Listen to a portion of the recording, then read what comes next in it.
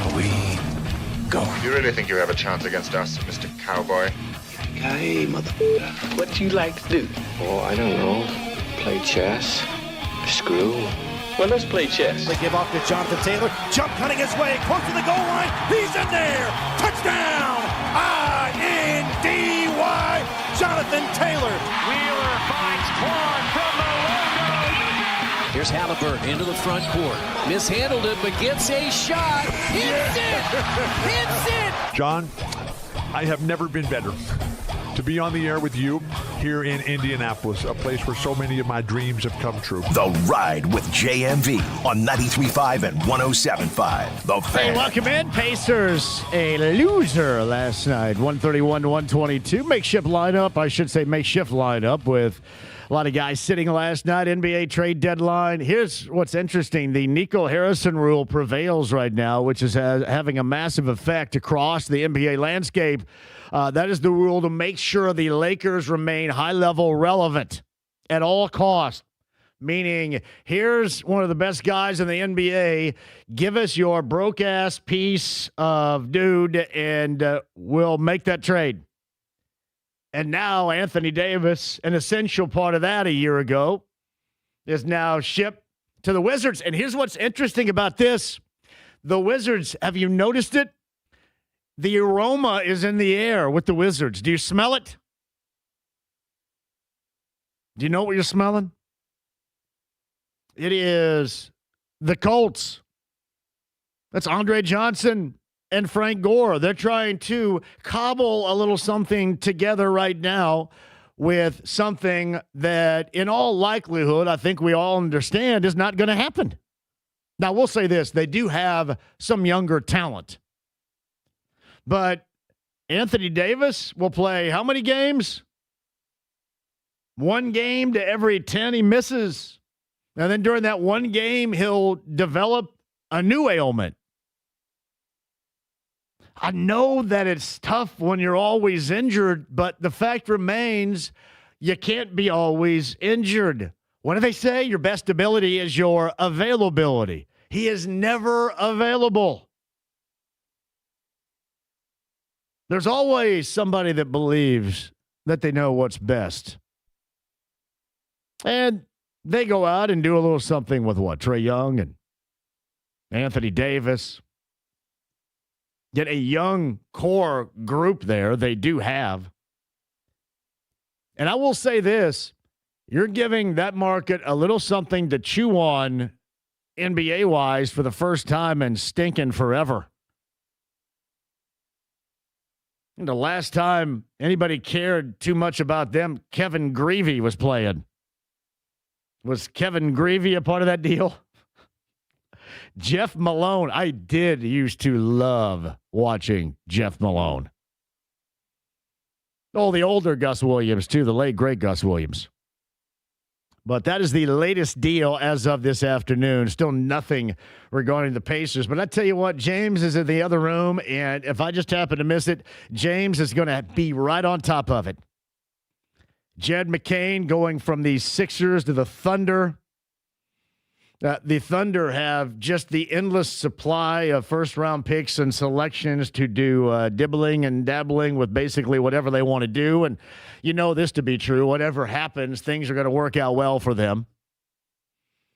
Even with Gilgeous-Alexander going down until after the All-Star break. That'll work out, I'm sure, smashingly for them because it normally always does. It is so you try to grasp the moment and hope that somebody is something that they haven't been. I will say this. It's the first time that really anybody's talked about the Wizards in the last month or so with them wheeling and dealing, as I mentioned, going all the way back to Wes Unseld. When did they win the NBA title? 78? When was that? What did they lose? They lose. No, I take that back. They lose to the Supersonics in 77, but whenever they were relevant. They haven't been too relevant. You know, Moses Malone in the 80s, that didn't lead to a great deal of relevance. Little conversation about him going on right now. NBA trade deadline is coming up tomorrow, the eve of that, and we'll follow these stories and see if the Pacers end up doing anything. Tony East is going to join us at the bottom of the hour. We shall discuss that. Discuss the makings of this roster and what best suits this Pacers roster moving forward. And we have to be more specific than just saying, all right, Tyrese Halliburton's healthy, so all is good. We all understand that it's going to have to be a heck of a lot more than that, right? Tony East, bottom of the hour, shall explain who stayed up to watch IU and USC. USC is a very athletic team. Any team out there with a level of athleticism will be problematic for IU. And when I hear people saying, well, under Woodson, they probably get blown out. And what, they only lose by 6? I'm sorry, that's not good enough. Can we agree? I'm not hammered down, always going to be jackass, shaking my fist, fake mad guy all the time, but I don't really find any common ground or area with those that felt that that loss was feel good last night. I guess this is how I view it. I view it, okay, well, hey, it's not the past, and that's great. However, if you were that close, think what you could have done if 2 of your starting 5 playing major minutes, one being the coach's son, could have been able to throw it in the Pacific. Where could you have been? One of these days, that's the type of thinking you're going to have to get back to. Not this, well, you know, under Woodson or Archie, it would have been much worse. Good Lord.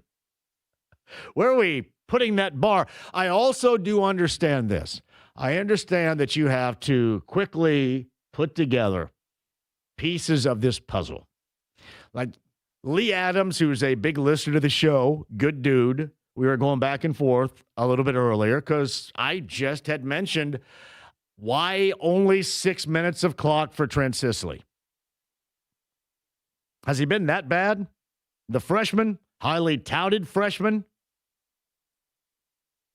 a freshman that didn't prep his senior season at Heritage Hills. What, did he go to Montevello? But a highly touted freshman. And when I've watched him, at the very least, he looks to me like he deserves more than just 6 minutes of run. It's not like, oh, my God, we're putting him out there. It'd be like me, oh, holy crap, 35 seconds and get his ass out because this guy stinks. Or looks like you or James or anybody. He doesn't look like he does not belong. And especially on a night where you are forced into in that UCLA game because of the lack of bodies and such, you put him in, and he delivered results. 1 of 2 made free throws. That was the difference in the game. They get a quad 1 win going back to Saturday at UCLA. That's good. You play off of that with 6 minutes. And I would also make this argument, and not that you're going to put him in and you're going to get him twice the amount of minutes and all of a sudden things are going to change. I'm not suggesting right now that that turns a 6-point loss into a 6-point win. But what I am suggesting is I know that, you know, you're 25 years old and it's the coach's son and he's a really good coach's son player, or at least he has been in the past. But some nights when you don't have it, you don't have it. And DeVries didn't have it. And it wasn't like he was really helping out on the board. There wasn't really anything going on. And when you have to end up describing somebody as, well, he is passing the ball well, that normally is a backhanded compliment to how much that person stinks at that moment. Hey, he passed the ball well. Well, okay.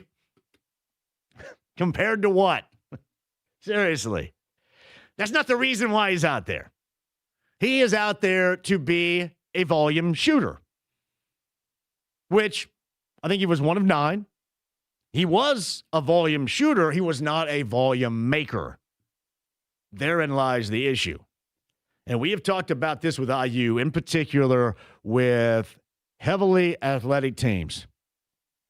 You have to bring along some shooting prowess. You have to find it someplace because you just are not personnel-wise capable of making it up anywhere else. So really what you saw in the second half in particular of that game when you got peacocked last night until after midnight, what you saw is what you probably felt you were going to see going in. And especially if they didn't shoot it well enough, which clearly they didn't.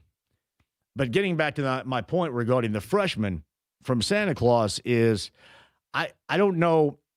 I'm not suggesting he's going to make a major difference in the game, but I am suggesting that there is no specific reason as to why you only get 6 minutes. Yeah, I don't care if I'm second-guessing the coach or you're second-guessing the coach. More than 6 minutes last night. That was the perfect night to give him more than 6 minutes. Coming off a feel good. DeVries not shooting it well at all. Dorn not shooting it well at all. You were kind of looking for anything. And okay, you're going to go, 8 deep anyway. But 6 minutes? That's all. That part, I don't understand. And maybe it's just something they're going to say, well, we see this in practice or whatever. That's fine. But I just thought last night was a moment, and it could have showed those that would disagree with how you utilize the personnel, us, exactly what was going on if things didn't work out. Okay, well, see, I told you. That's why. But 6 minutes, you're not even going to break a sweat in 6 minutes. I just happen to think this kid is good enough to be out there and to help, especially in moments last night where you could tell this team needed help. What's funny about it, there are not going to be a lot of people that really are going to care too much because I'm assuming more than half the audience listening out there did not stay up and watch it. A, you're probably not jacking around with Peacock. B, you're probably not waiting up until after 10 o'clock to watch this. Is it just me? Does Peacock in particular, they just run back for their halftime stuff, old stuff, don't they? Is that what they do? Wouldn't we expect more? Because now you got to pay for this extra, and this is such a high value for them. Do you have to run back twice during the early game? I think that was the John Fanta, Xavier, and UConn game, right? Braylon Mullins, by the way, on the show, I believe, coming up tomorrow of UConn, the freshman. But they ran, and I believe it was the same damn thing with Florio and Chris Sims from Radio Row at the Super Bowl. That's what you give us? That's what you give us. Those aren't good broadcasts. And believe me, I like Noah Eagle a great deal. You know that. We love him around here. We're big fans of Hummel.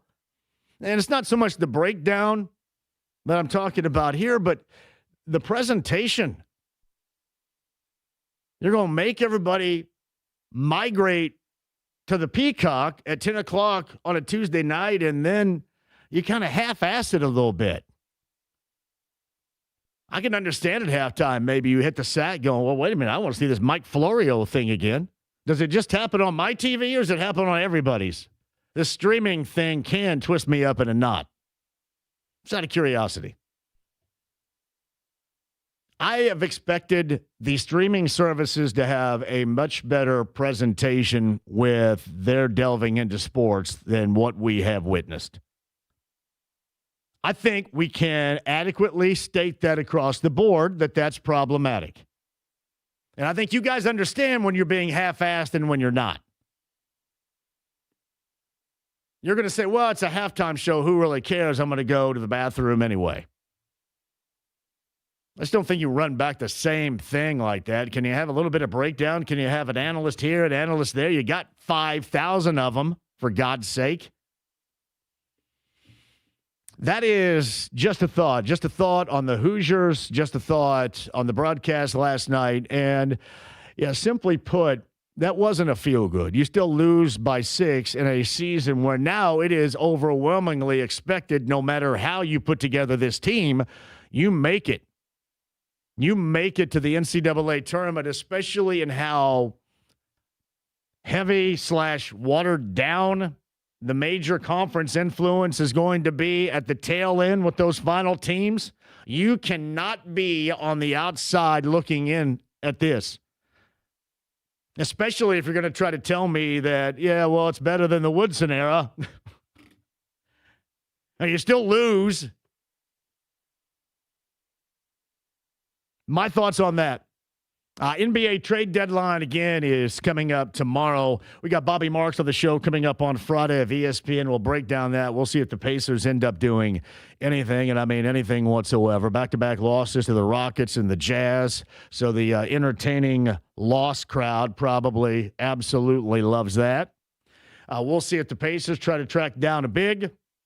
I'm the first to tell you they don't have what is necessary in that capacity. But I don't know if this is just me speaking out of both sides of my mouth on this. I do understand that I view Matherin more importantly into this equation than a lot of you do. And a lot of you are ready to say, whatever, we're ready to go. He's never going to be this or he's never going to be that. My thought was, last time we watched him on Monday night, that's exactly how you want him to be. What would be wrong with having that? That would be my thoughts. Butler plays the worst team in the Big East coming up later on tonight, 6:30. That means we got to go extra time on here to bridge the gap. Are those guys going to be able to talk with us? Mark and Nick, do we know? I don't think so. Why can't they do that? Are they busy? They may be getting ready for pregame.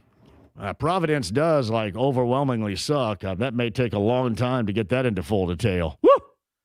The Big East. The Big East, really, out of the top two, it is a stink, stank, and stunk conference. If you've ever watched the Big East 30 for 30, it is unrecognizable. You have a bunch of middle of the road at best after you get past UConn and St. John's in that conference. We talked about Butler and that loss to Georgetown on Saturday and how egregious that was, and it certainly was. This would be, at that level, losing to the Friars. 6:30 pregame coverage right here, which I guess means we're going to go a little bit longer after 6 o'clock. All right, guest list for you. Tony East is very insightful. Pacers trade deadline, his view on what is necessary. All right, let's just say you're active. Kevin Pritchard, Chad Buchanan, activated. The Wonder Twin powers activate. I'm just thinking of Pritchard, right? If you guys remember that old cartoon of Super Friends. How about Pritchard and Buchanan touching ring fingers? Shape of a good trade decision. No, seriously. And Buchanan will be on at some point. I'm just assuming it'll be, and I'll have to go through him because I go through the Pacers. It'll be like next year when I get something back. But we'll get Buchanan on certainly after the trade deadline, regardless of the circumstances, if for nothing else, just to chit-chat with the friend of the show.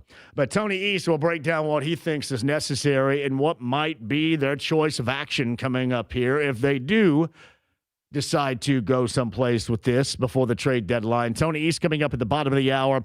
We've got Kevin Bowen coming up here in the 4 o'clock hour. I do dig the Super Bowl. I can't wait. One thing about the Super Bowl is we haven't had a lot of opportunity whatsoever to really soak up a great deal of good storylines around here. We've given Maxon Hook of New Pal.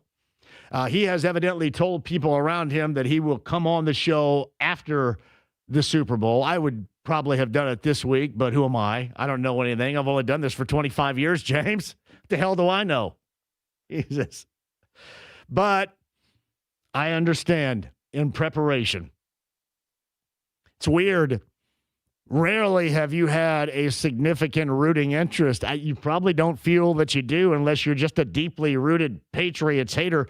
James, you have a bumper sticker on your truck out there, don't you, with the Patriots thing on the back of it? I do. How the hell old is that? Like 9,000 years old? Oh, it's pretty old. I put all of those bumper stickers on when I was still in high school. Tell everybody out there what, and believe me, James may be the last person in mankind right now that actually rocks a bumper sticker on their vehicle. Oh yeah, they're over a decade plus old. I don't think anybody has bumper stickers anymore. I don't see them all that often anymore. I mean, there's not even that little dude that's taking a whiz on something. Oh, Calvin from Calvin and Hobbes. Is that what that is? That is, yeah. That little dude that's taking a whiz. So I'm always thinking, unless you're a really weird dude in general, that's meant to be bad for the thing that's getting whizzed on, right? Unless you're really kind of an odd person. Yes, you are correct. Yes, okay. So that's supposed to be the guy.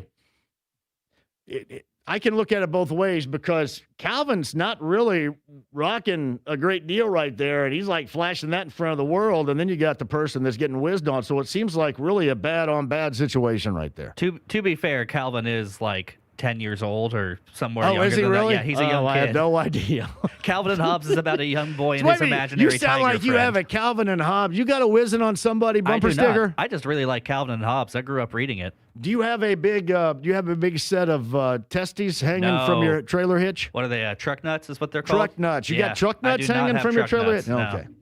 All right, so tell everybody what your bumper sticker says. The Patriots one is I root for the Colts and whoever is playing the Patriots. That's clearly from a time when there was a Patriots and Colts rivalry. Was that before or about. after Chris Ballard famously stated the rivalry's back on and everybody laughed and they're still laughing 10 years later? Well, I got that truck in 2014. So when did he say that statement? When was that? I think that had to be before. That had to be after before. He blanked up the coaching situation, so that was after year number one. Yeah, that had to be before then. That was I know. This is like days of our lives right here. What year was Marlene of the Devil? No, year number 2. It's kind of weird. I think of 2014 as 10 years ago, but it's well over 10 years ago at this point. Days of our lives with Chris Ballard. Like sands through the hourglass and losing. So are the days of our lives. So you've had that on there for a while. Oh, yeah. So that was actually, you put that on there back when bumper stickers were somewhat popular. I was still a high schooler, so. I got it. All right, let me take a break and come back. Tony East at the bottom of the hour is going to join us. I'm going to ask him questions. He is going to speak, and we're going to go from there. Bowen, top of the hour. Sidery coming up at the 5 o'clock hour. Yacht Rock Review. Ruoff tickets coming up next summer. Got that for you. Smoothing out with that. And Nate Bargatze. Bargatze. Right. Yes. Nate. You ever think he thought about changing that last name to make it easier? Maybe. I mean, I'm sure maybe an agent told him. I bet you an agent said, why don't you change that to Johnny Cougar? That one may be taken. Change that to Johnny Cougar so everybody in his home state can accurately pronounce it? Yeah, I'm going to call him Johnny Cougar. Johnny Cougar. Stream the app, HD Radio, AAA Membership Lounge via YouTube Live. Let's get started on this Wednesday. Yeah, I'm a little salty because I go all the way to play at the Hyper in Bloomington, and there was no place to park. I know you guys weren't all in that Hyper hooping it up or anything. Come on. How is there not a special place to park? Not really. It was a good time. Quick break. We'll come back. 93.5, 107.5 The Fan.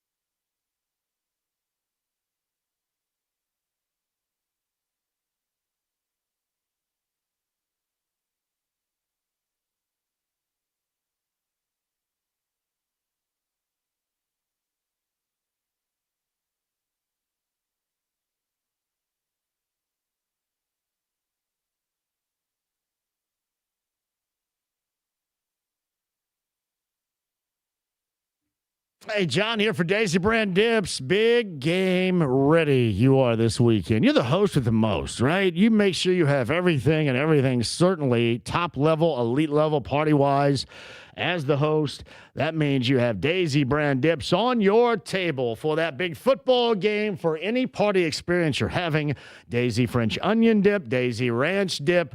That is a game changer for you. The absolute best, and you know this to be true, the makers of the best cottage cheese on the globe. That's Daisy Brand low-fat cottage cheese brings you dipping superiority right here. You'll love it, too. Whatever you're dipping, chips, crackers, vegetables, wings, your index finger. Don't do that. Not the index finger, but everything else applies. Daisy Brand Dips. French Onion and Ranch, find it in your favorite grocer's refrigerator today.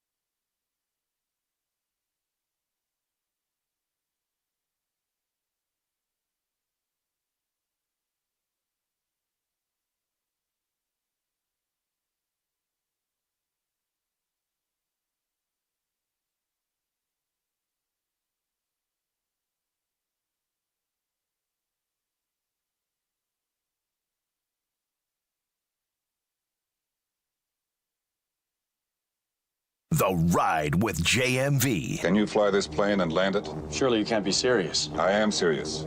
And don't call me Shirley. 93.5 and 107.5. The Fan. My name is John, and it is fantastic to have you guys around today. Bowen in here a little bit later on. Josh Schertz just got back with me, the head coach at St. Louis. I know. You're going to go, well, wait a minute. He left your Sycamores.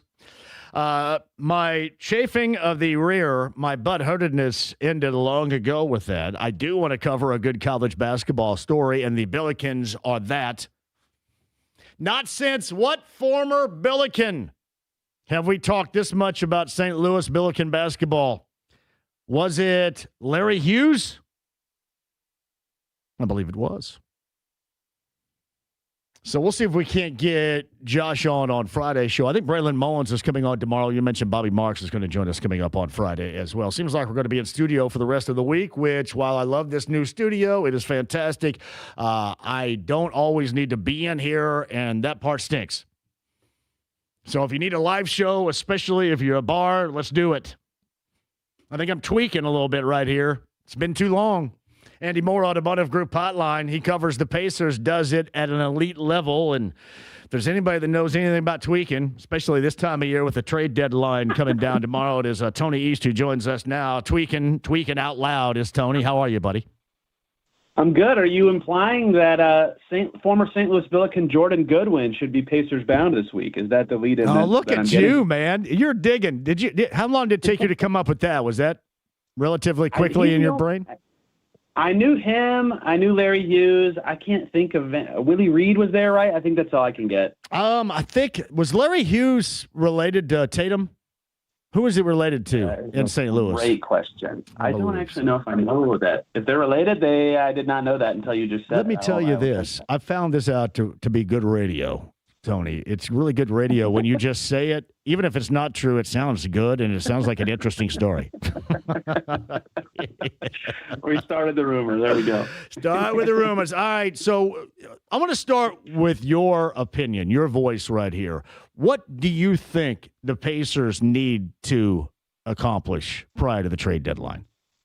Yeah, it's a goofy time for an opinion of anything with like actual strong conviction, which is boring radio. But, the two things that they are going to be thinking the hardest about right now are, in theory, things that also could be accomplished 4 months from now in the summer, right? And that makes it hard to say what they should do without knowing what is available to them or what isn't available to them that might change in a couple months. But the two obvious things are they need a center and they need a center bad, right? They just lost to the Rockets against Şengün, and their centers were all Isaiah Jackson was good in that game, but they didn't have a good answer for him. And they've had lots of games this season where they just need any good center play to keep up, and they don't quite get it. They have a lot of potential backup options, but no starters. So who's available now? Will those players be available in the summer? Will they not be? Will someone else become available? That's why it's hard to say for sure if they should trade for that player right now. But the potentially running at the same time next to it thing is Ben Matherin's future, who,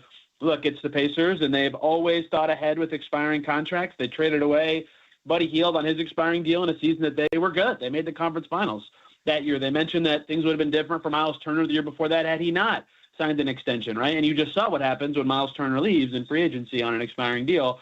So Matherin's going to be a central figure in this as well. They could keep him as a restricted free agent. They could sign and trade him in the summer, but they know his salary right now, and they know he's on their team right now.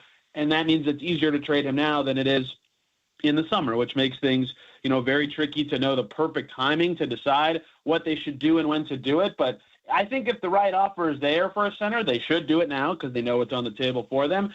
And I think if they get an offer that they like from Matherin, they should do it now because they know his salary now. But it's possible that they say these offers aren't good enough or strong enough. Let's just wait a few months. Forbes Sports, CircleCitySpin.com. He covers the Pacers at such a high level. Tony East joins us. So have you hard-targeted, eyeballed a pivot in general you think could fit the Pacers and they could get with a Matherin tradable situation here? Yeah, I mean, if they're going to send him away and try to get somebody that will play or be in their rotation, a lot of those mid-teens to low-20s salary centers make good sense. Who knows if those guys are available, but those are, at least the names that I think of the reporting. Logic dictates, and, the Pacers situation dictates should be their focus. The Jared Allen got reported today. He makes $20 million this season, but that goes way up next year. And Onyeka Okongwu is in that salary range. Daniel Gafford, Wendell Carter Jr., right? Those are the guys that if they have the salaries to do that without shaking up their team or their core that just made the finals much at all, if any, they would probably have to send out some draft capital to do that. But that at least is something that would make good sense for them to do now. But it's, all those players are good and their contracts are really good, which means they're also valuable to the team that they're on. So, finding what Matherin's interest is around the league, if that makes sense, would be, I think, what they'd be exploring. And if not, they have enough financial wiggle room to just take in some piece from an expensive team and evaluate them the rest of the season. There's a lot they could do, but those are kind of the names that, at least if they're going to target somebody now, make the most sense to me. So Tony East is with us. I don't know. I'm kind of specifically on an island here, but I think it's pretty close. I like Matherin a great deal. I still think he can be what everybody hopes. I think we saw glimpses of that on Monday. In fact, how he could play the type of game and style that would fit perfectly here. Plus, Tony, I've said this to you before, he just has a mentality and a personality that I believe is important for this team because there's nobody else like him. He's one of one here, and I think that's necessary. And I don't want to easily part with that particular dog mentality, but is there a reason why you believe that he should longer term be a part of this? Any of those reasons accurate, or do you think it's a foregone conclusion given the circumstances of the season, a high draft selection, and their need at the 5 where they're going to part ways? Yeah, look, there are always a lot of reasons when a guy's contract is expiring to consider moving him, and we've talked about some of those. And people bring up, including me, to be clear, bring up the fit thing that happens all the time with him. And I get why that comes up because it is a thing that happens with him all the time. But, how many games? It's not a lot, but there have been 5 to 10 games a year every season where they win because Ben Matherin does stuff that only he can do on the team, right? Get into the teeth, draw a foul. The way that the Pacers are being defended means that their normal style isn't working as well. Well, Ben Matherin can break down a defense on his own sometimes, and his jumper is really solid in a lot of games, right? There are some games where that is super important and valuable, and that is, of course, something the Pacers would still want, right? He's a good player. So if he's still on the team, he provides those things to the Pacers, and that mentality you said obviously makes a lot of that possible. Like every time somebody in the league talks to me about him, every time they're kind of wondering about him and what his future is and his skills, I always go, but man, was he good in that finals game, right? Like he was the best player in game 3 of a finals win, right? He had 27 points. He was awesome that night. And so it's just so hard to figure out exactly what his value would be to any team, including the Pacers. And the other tricky consideration with his contract is, they're going to be flirting with the aprons and the taxes next year, even maybe without him on the team. If they pay him, they'll be over some of those thresholds for sure, especially if they sign or acquire a center, because their draft pick's going to have a pretty high salary if they pick in the top 6, 5, 4, whatever. So, is it right for them to pay him a good, healthy salary to come off the bench for a really expensive team? That's another consideration, is if they get ahead of that and get assets that make more sense to them, maybe they'd be happier with that. But just trading him for financial reasons wouldn't sit right unless the value is pretty good to them. All right. So what do you think the odds are that he gets moved prior to tomorrow?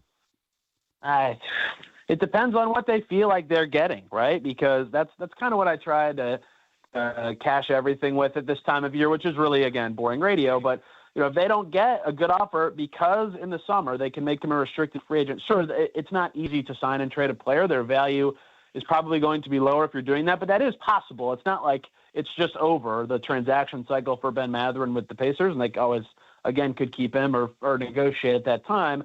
So if they're not getting strong offers, keeping him does make some sense to them. But I still wonder, like on a team with Matherin, Walker, Furphy, and an upcoming draft pick, like they have a lot of bench guys ready for minutes and a lot of contracts sitting there. Like maybe they just are ready to think about the long-term value now, and regardless of if it's even a good player return package, would just do something now. So I think it's 50-50 or even maybe a little higher is possible for a move, and they've shown willingness to move expiring contracts in this situation before. So there is at least a decent to good chance he'd be moved, but I would not call it a certainty like the Wiseman move was last year. We have been joking about this particular word in terms of the NBA and sports in general here, especially the past couple of days. Tony, I think we all need to have a gap year, don't we? Like the Pacers, where it's okay to lose. Just have a gap year. It's okay to lose. Like it used to be entertaining losses. Pacers, Jazz? Were you at Pacers, Jazz? Oh no, I watched it though. It looked like a gap game right there. You know, I'm thinking, I think one or two of them may still be with us. I got to check Charlie Wilson's status, but I think the Pacers need to bring in the Gap Band at some point and play at half for a Gap season. It's just crazy that the NBA gets to a point where 50 games in, not 70, 50 games in, there is a game where both teams are heavily incentivized to do that, right? Like, as sucky as it is for fans who paid to be there, like, the Pacers are doing what the incentive structure says they should do, right? So are the Jazz, who also made a big trade in the middle of the day, which made it hilarious that Yusuf Nurkic was available but didn't play. Yeah, that's just how it should be. And, you know, for the Pacers, like, they walk away going, okay, Quentin Jackson was great. You know, maybe they would convert him to a standard deal with that open roster spot they have after the trade deadline. Jarris Walker made more twos than he's ever made before. Cam Jones started and hit some jumpers and looked, you know, he had 10 and 8. Like, he looked pretty solid. You know, that's all stuff that's at least valuable for them to learn and get out of these games. But, you know, it's also a team that is in the bottom 6 in the standings. Losing to them does certainly have value to them. And that, you know, it's just so bizarre that this is kind of how the NBA can be even this early, air quotes early, in the season. It was a weird game. I text Chad Buchanan yesterday and said, I'll sign a 10-minute contract tonight.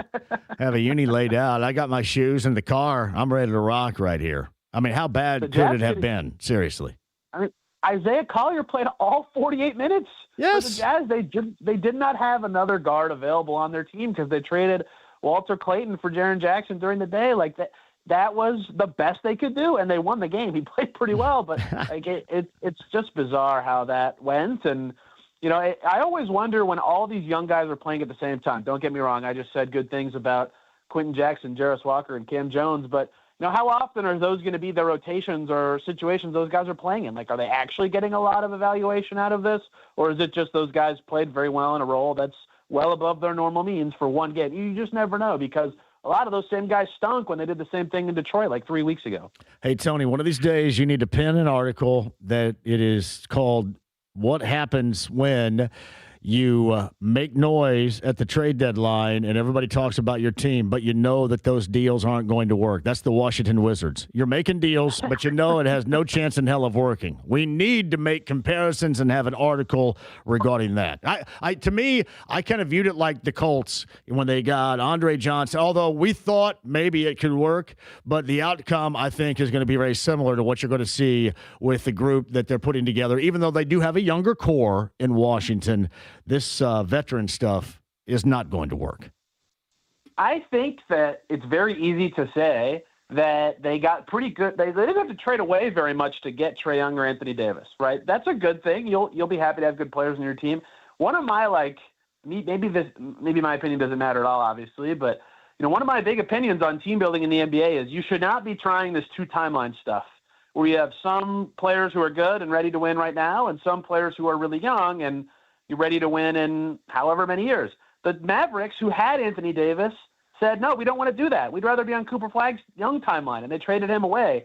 So even if the Wizards got good value for these players, for what? Like, to be okay, right? And then you have less stuff to build your young team in the future. So unless they're getting more very talented players either today or in the summer, it's as much as I like the value for them, I'm with you. It's just kind of weird, and it feels like the outcome ceiling is not particularly high, but maybe they'll flip those guys and be happy with it. It just that was the weirdest one. Anthony Davis to the Wizards. Very weird, even if I understand why they did it. Yeah, and certainly you don't understand why they did it in terms of his availability ever, which is always going to be problematic right there. Tony East has got you at Circle City Spin, at Forbes Sports, does a great job covering the Pacers. Hey, we'll double back after the trade deadline at some point and talk about the rest of the season and see if the Wonder Twins, Pritchard and Buchanan, can touch ring fingers together and do something special.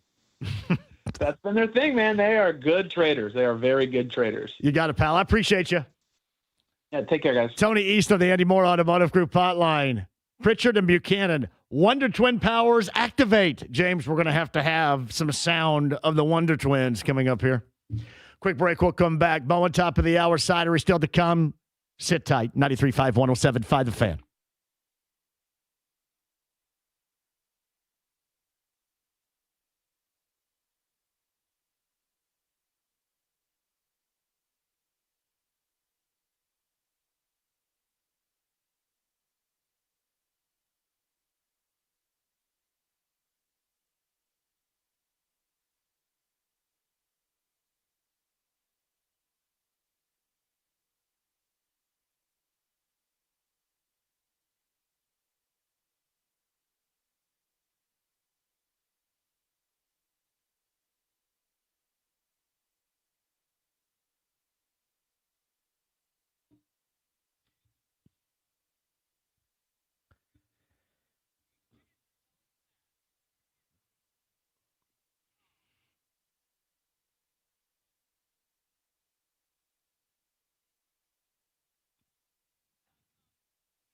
It's John for Andy Moore, Buick GMC, 131st State Road 37 in Fisher's. Best car buying experience anywhere. Promise you that. Eric Wilson mans a team that will show you how easy, how great the car buying experience for you can be. From the inventory to the service after the sale, the incentives to buy, and all that, again, entails the most elite level vehicle buying experience you've ever been a part of that will keep you going back.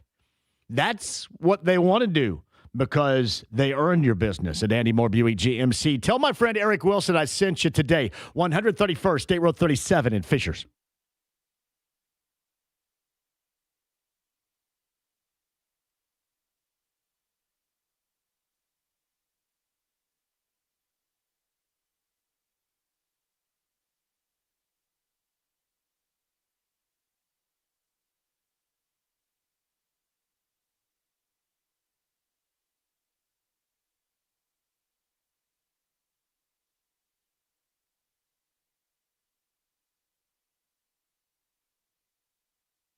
Hey, Johnny, for QC Kinetics. QC Kinetics has helped me out a great deal. Chronic knee pain, and that was, as I've said before, so problematic with my hoops game. And I know I'm 56, right? And you're going to have knee. Oh, you don't have to live with it. You can go with those that know and can help. The innovative treatments they have, utilizing your own biologics inside your bod at QC Kinetics. Call 317-559-PAIN. Do that today. The free, no obligation consultation at QC Kinetics to see if you qualify.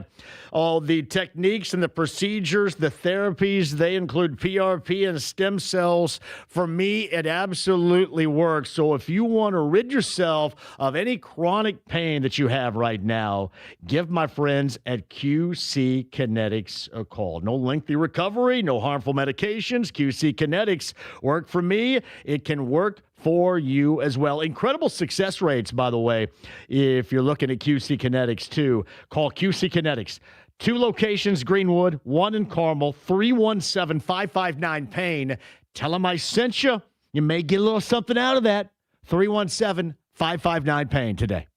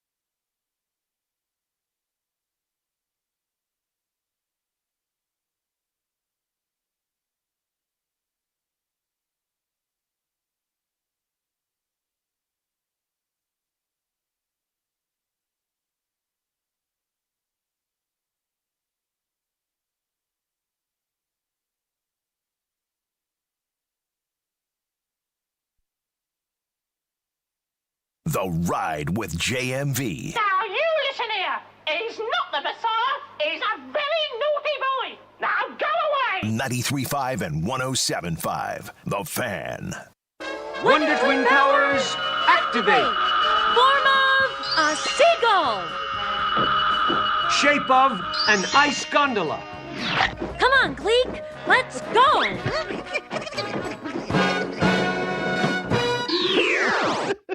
What the hell's an ice gondola? How's an ice gondola going to save anybody from anything? Based off of what I saw on that, it's an actual gondola just made of ice. An ice gondola? He turns into an ice chair. You know how much drug use was going on in all those early to mid 70s cartoons, the children's shows? Just high level drug use. Oh, I'm sure it was insane. Now, is she shape of or form of? Form of. She's form of. Form of. And I believe form he is of shape a of. seagull, and he's shape. And he always got. That's Zan, by the way. He got screwed all the time. There was another clip I saw where he turned into a bucket of water. Yeah. She was like a Corvette, and he was a pump handle. Yeah. She turns into a bald eagle, and he turns into a bucket of water. Shape of a Porsche 911. Form of a toilet seat. Zan got screwed over constantly in that. I love the Wonder Twins. The Gleek thing, that's the other thing. You could tell that they're all really stoned, too, because they always had to go, you got to get the little animal involved. Godzilla had Godzuki. That was unnecessary. Scooby had Scrappy. You jumped the shark with that. You didn't need Gleek. Johnny Quest didn't need Bandit. You don't need that. Was no animals running around. You got to worry about your animals. Was Gleek just a monkey, or was he like an alien, super-powered monkey? I don't think he was a pain in the butt. He always got in trouble. Always had to be saved. That's great. Well, I'm saving the world. I got to save this dumbass monkey right here, too. Great. Thanks. It's not like I don't have everything else on my plate right now. I mean, I turned into this ice gondola, and I got to go save this monkey from going over the waterfall right here. Apparently, he is an alien monkey. The Wonder Twins. Work some magic, Pritchard and Buchanan. I know, I realized this. For a lot of the ears out there, you're going, what are you talking about with this cartoon stuff? Here's what I want you to do. And I always tell you on situations like this, thank me later. Go to YouTube and look up all the Wonder Twins transformations and tell me it was not completely worthy of your time and your effort. Tell me it's not hilarious. And then tell me the writers of these cartoons were not all stoned all the time. No way. Quick break. We'll come back. Kevin Bowen, top of the hour. More of your text 317-239-1070. Text line messages, phone calls, and tickets to give away, too. Hang tight.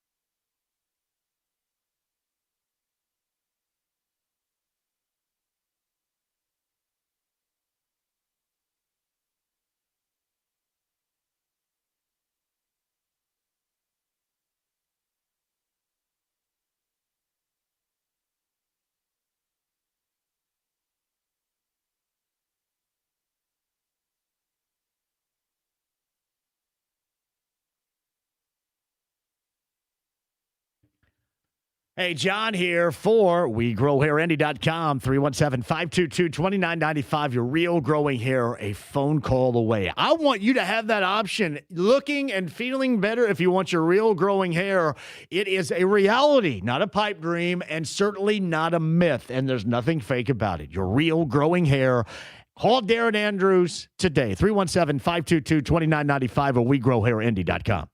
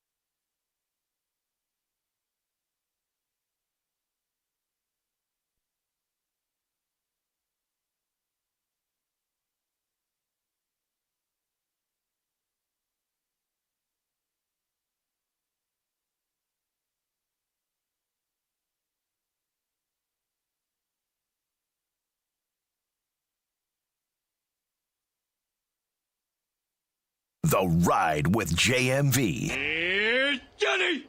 Don't. David Letterman. Hi, David. I'm Grandpa. 93.5 and 107.5. The Fan. Yeah, Sidery's going to be here a little bit later on. I think Braylon Mullen's going to join us tomorrow.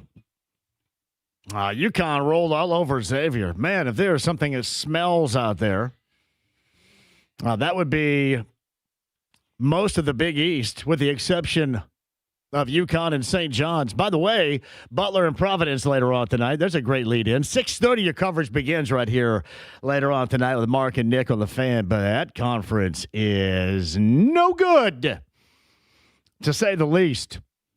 You got that later on tonight. IU a loser last night, Southern California to USC. You got Peacock at 10 o'clock, and then they half-assed a halftime for you, re-rack something with Mike Florio and Chris Sims to bore everybody to tears. Yeah, well done, Peacock. Yeah, you only got to jump through hoops to watch teams we want to watch around here, and then you half-ass the whole halftime. That's great. Thanks. Thanks for nothing. Shout out to Caddyshack. Text line as follows. I did want to get to this. JMV, you're right about Sicily. 6 minutes, I agree, but I trust DeVries for now. I'm not suggesting you not trust Darren DeVries, but how in the world does Sicily get 6 minutes and his son was broke as a joke last night and played 37?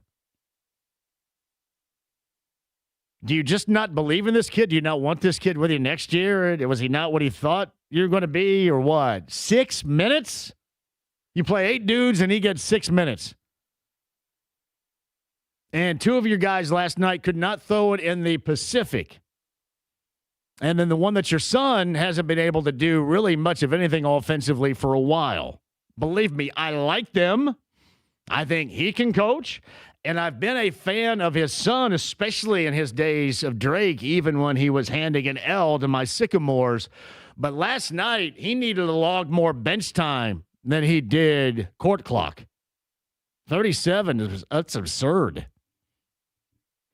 Thought about that. Get back to you guys in a second. On the Andy Moore Automotive Group hotline, I will say this. Kevin Bowen joins us from the morning show. I don't know how much of a topic this was. This is not the biggest of deals. It's not like, hey, all of a sudden you're going to play this freshman and you're going to turn things around and win by 6 and not lose by 6.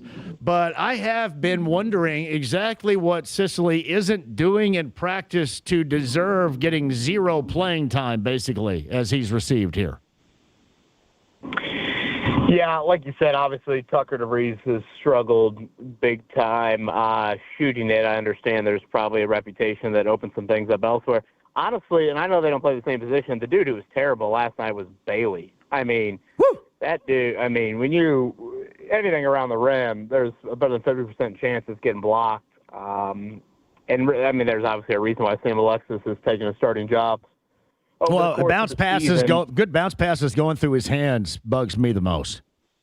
Yeah, and at times I'm like, oh, here he is attacking the rim like he's Cody Zeller, and then it doesn't look anywhere near Cody Zeller attacking the rim by any means. So, their issues last night were so just rooted in defense and rebounding and, defending without fouling. And, obviously Dorn came back to earth a little bit there. And, the Sicily minutes did confuse me. I understand. If I'm not mistaken, I want to say he hit an open 3 in the first half. I'm trying to rack my brain about what I was watching there.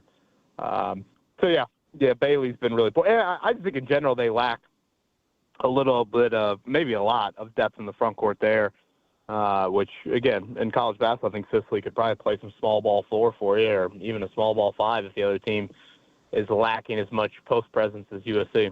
Yeah, I didn't get it. Like I said, it's not a major malfunction to me, but at times, and in this era, you don't have to run anybody off because they probably already thought about running themselves off. But it's almost like that's what you're doing with him. There was 0 reason why he shouldn't have had more than 6 minutes in last night's game. Easily. Well, and I always think this in watching Indiana this season, here they are playing better basketball, But, outside of Dorn and Sisley, isn't the entire rotation gone? Isn't everybody – I'm pretty sure everybody – I guess I shouldn't probably commit to that just yet. In today's day and age of college basketball, college sports in general, it seems like I can get a fifth, a sixth, a seventh, and eighth year. But I feel like we're done with the COVID years. I feel like the Tucker DeVries, Lamar Wilkersons, Bailey, maybe Alexis has another year now that I think about it out loud. But like Connor Enright, Connor Way, I feel like a lot of these guys are of the one and done variety. So I know they have an actual freshman class next year, not just a one-man class like Sisley was, or at least was until they added some guys late. But they'll be back in the portal for a lot next season to fill out the starting five. So Kevin Bowen, Fan Morning Show, he, Jeff Rickard, and James Boyd, 7 until 10 a.m. weekday mornings here on 93.5 and 107.5 The Fan. So any thoughts on what's going to happen prior to the trade deadline with this Pacer team? You think the Wonder Twins, Pritchard and Buchanan, put something together here, or do they move on about their business? Yeah, I was almost kind of resigned to the fact that Matherin would be moved, but I can't recall last time we've seen this many trades, the Tuesday and Wednesday before the deadline. So I'd assume whatever you envision for the week, more stuff has opened up, based off all the trades we've had. And again, I'm in the same boat with you on Matherin. I think anybody that listens to our station knows how I feel about him. You have more of a sports arousal about him than I do.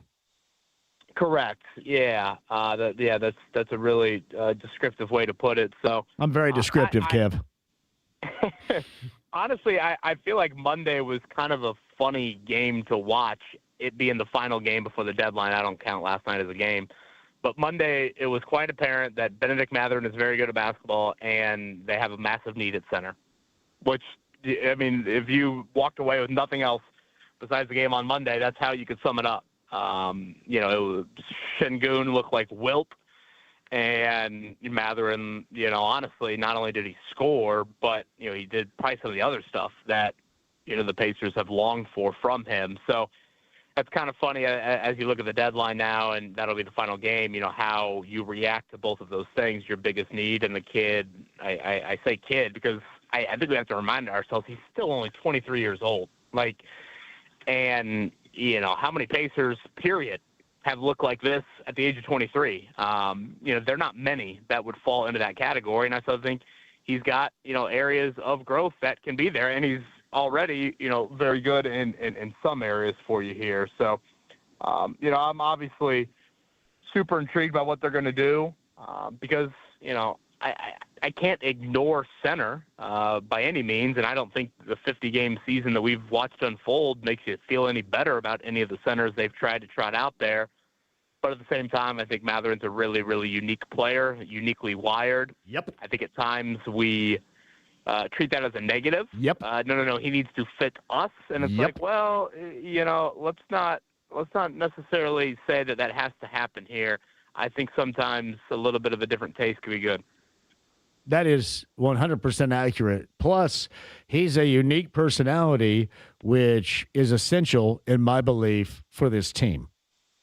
And nobody else, you have good players, you have good dudes, but you have nobody else that is as all ball as he is right there. And I swear to you, you're going to need it. Like, to me, they would probably still be good, but I think in terms of, and he's a different player, don't get me wrong, but I think in terms of how Lou Dort is for OKC, and I'm not making a Canadian comparison here just for the sake of it, but I just think about how you wouldn't normally think, well, he's one of the major reasons why they win, but I think in terms of how they win and how they stay at the top of winning, he is a major factor in that. You wouldn't often come up with it, but you find it necessary, and you would especially find it necessary when you no longer have it.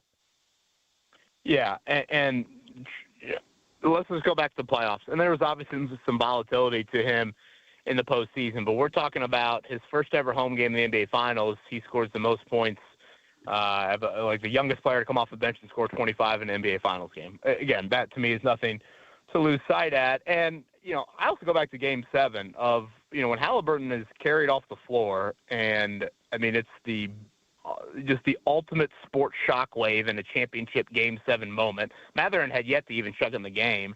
He comes out there and gives you 24 and 13 and is the only one that really tried to keep you in it throughout that fourth quarter. Frankly, if anyone else would have showed up around him, we could have been talking about a whole different story of how that season ended there, or at least some game pressure would have been on Oklahoma City there in the closing minutes. And, who knows how they would have finished that game. So I think the Pacers understand that, realize that, and I get there are wings sitting there in the June draft and all of that, but I just think losing a 23-year-old that gives you what he's already given you through the first 3 or 4 years would be a very, very notable loss, and not just something that Jarris Walker or Ben Shepherd or Johnny Furphy or insert your 2026 pick is all of a sudden going to give you. Hey, Kev, was I wrong? I was always under the impression that it was one of the reasons why everybody always argued with me regarding re-signing Miles, because if you did that, you would compromise being able to maintain with Mathurin. Whatever happened to that conversation? Because clearly Miles is gone, and now is it more about the hole that you have clearly at the pivot right now than it is monetarily speaking? Because people are also talking about how important it might be to move Mathurin down the road because of the tax apron of which you're approaching right now. Where are we? Well, to me, I've kind of thrown, and I shouldn't do this, but because the Simons have never, dipped into it, but I've kind of thrown the finances thought out the window. When Halliburton returns, championship window's back on. So now I'm getting the sports arousal. Hold on. Okay, go ahead.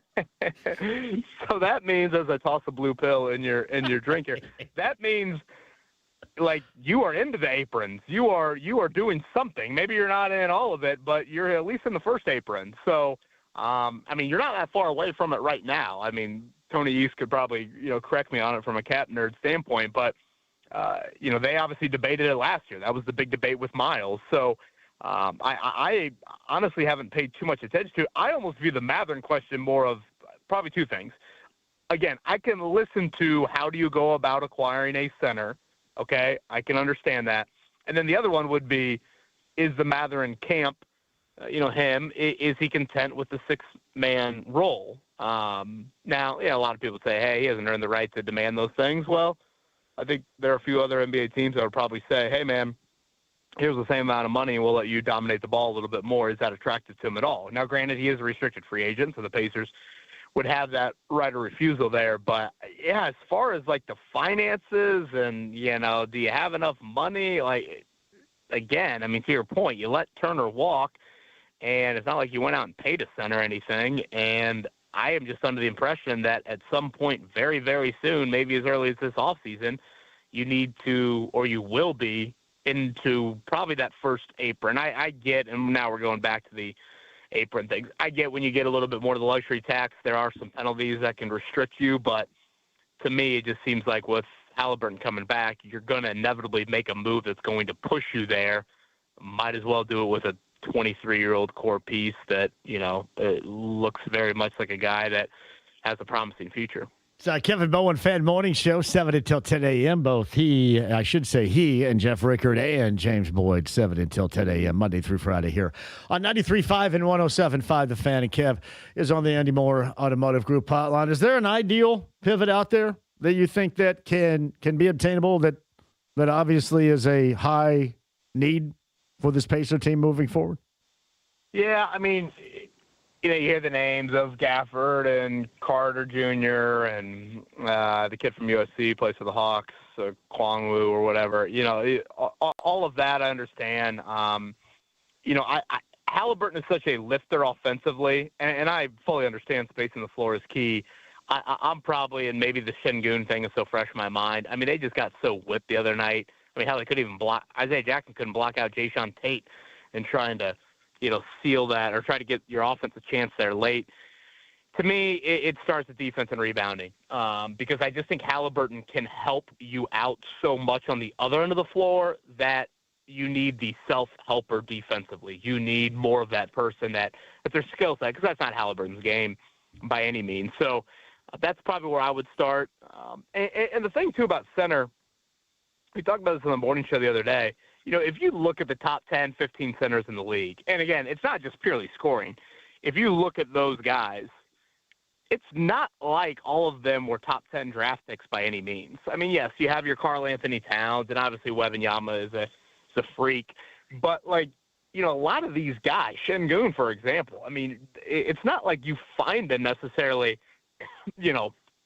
right there in the top 10. Honestly, a center that is already had a nice start to his NBA career and is probably going to be a very promising player for the next 5-ish years is Khalil Ware with the Miami Heat. Again, not a guy that was taken with the first 10 picks. So that's where, you kind of almost put it on Kevin Pritchard and company and say, you know what, centers, a la a little bit of running back in the NFL, you can find it without spending the super, super high pick, particularly if you're not looking for, I don't think the Pacers are asking for, again, a Karl Anthony Towns type at center. I think they have enough around that. They definitely need somebody that brings a skill set, in my opinion, more than defensive end.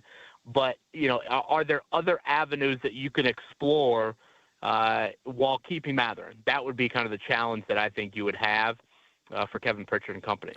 It's Kevin Bowen, Fan Morning Shows on the Andy Moore Automotive Group hotline right here. All right, give me your peak level of interest in the big game coming up on Sunday. Not super high. I mean, it's obviously the final NFL game of the year. I will get there. Well, give me something you would watch that would rank alongside. Give me something comparable of interest that you would have with the Super Bowl Sunday. What would that rank? Well, yeah, I guess I would say this. I don't care about any of the stuff leading up to the Super Bowl. And maybe there are other matchups I care a little bit about. I don't know. Patriots-Seahawks just doesn't really do it for me. Now, again, come Sunday, 6 o'clock, I'll be right there ready to go.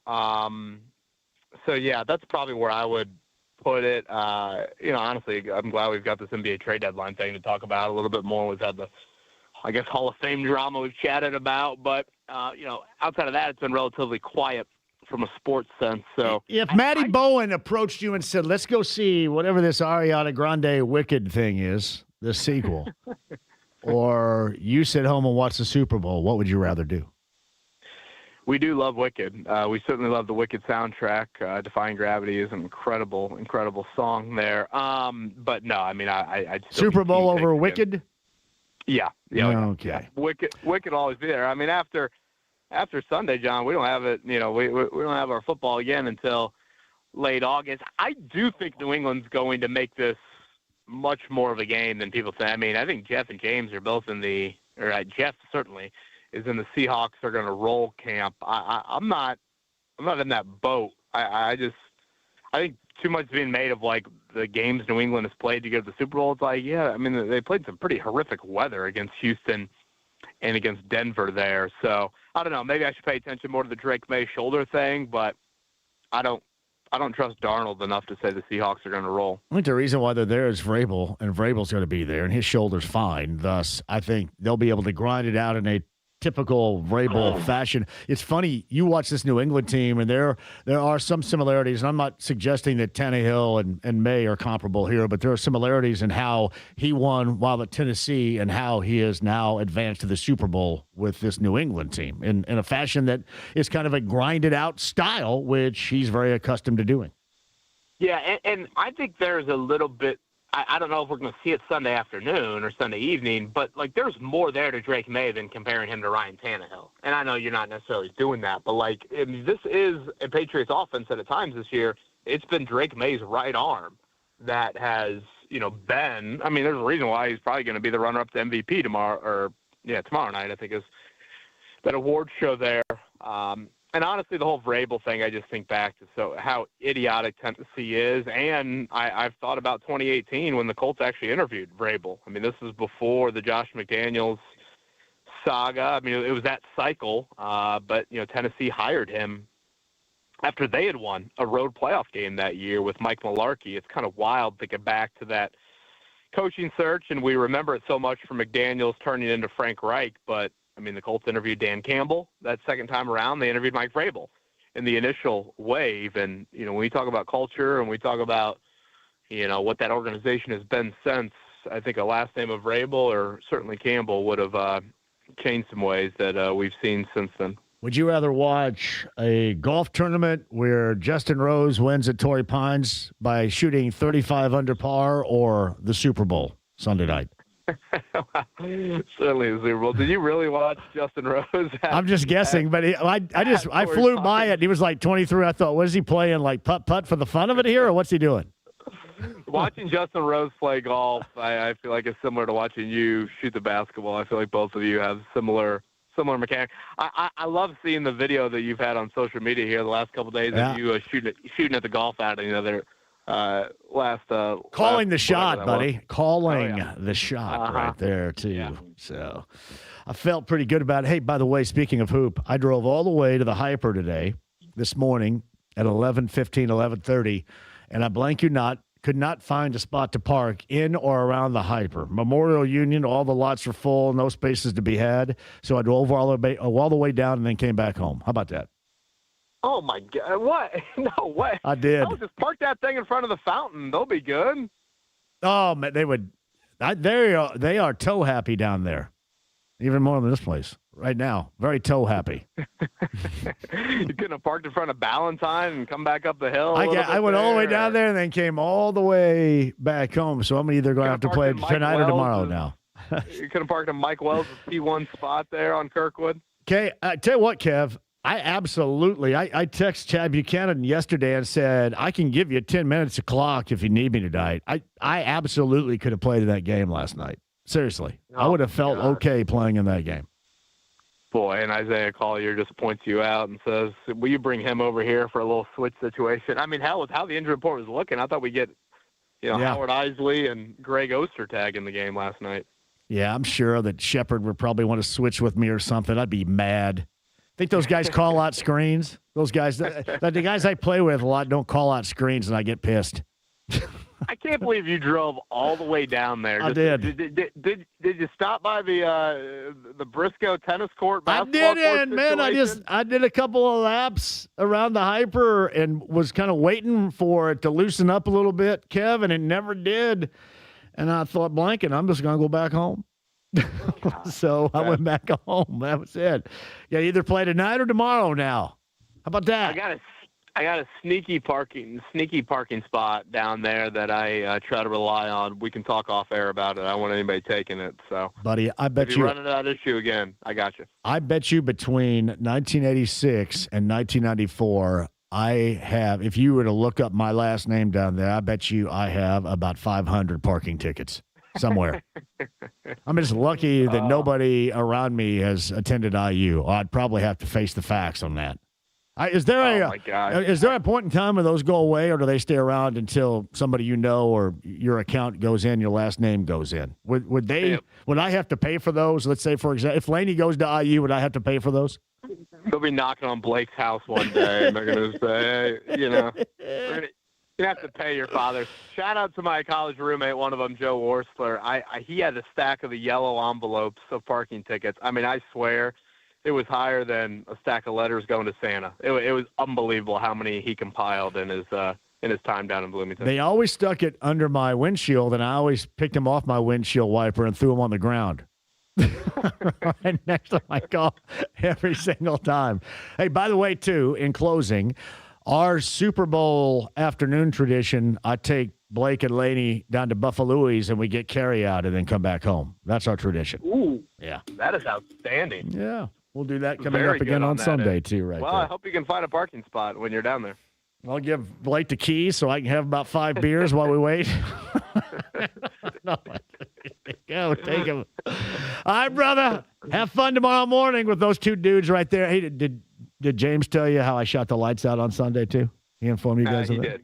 Yeah, he did. He should've. did mention that. A couple short yells from you and nothing but net. I eyeballed some dudes on Sunday, buddy. Let me tell you that. Felt good. Kev, good to hear from you, man. Enjoy the weekend. See you, John. Kevin Bowen on the Andy Moore Automotive Group hotline. Sidery at 5 or 5:30? At 5. 5 at Sidery. Updates on NBA trade deadline. We got new deals there. New deal. Kobe White moving from the Bulls to the Hornets. One of the latest. Actually, it's rapid fire. I love this. The Raptors will not require Chris Paul to report to the team And this is why, because nobody wants Chris Paul on their team. Chris Paul may not want to play another minute, but everybody, okay, we'll take Chris. Yeah, but you just go ahead and do what you want because we won't want you anywhere near these dudes. All right? Nowhere near.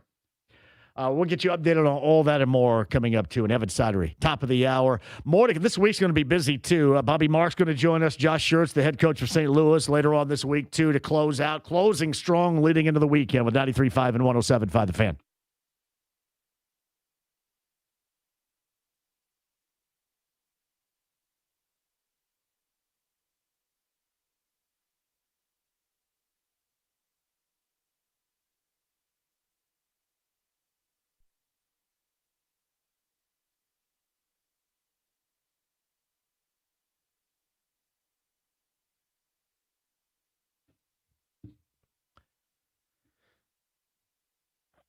I know you guys love it. I know you guys also love throwing a tremendous party. So if the festivities are on this weekend, and I'm assuming they are, they're on. Daisy brand dips, French onion dip, ranch dip, at your service, your favorite grocer's refrigerator. We're talking ingredients just like it's homemade. And you know the greatness that is Daisy brand. It is. That's of low-fat cottage cheese, the most popular and the greatest cottage cheese. We know that to be true on the face of the earth, made by Daisy brand. They also will manufacture French onion dip and ranch dip just for you. And just for this weekend in particular, where you're throwing that big party and you want that to the elite level for your vegetables, crackers, your chips, whatever you're dipping, even chicken wings, you're going to find Daisy brand French onion and ranch dip is a must on your party table. That's Daisy brand. Find it in your favorite grocer's refrigerator today.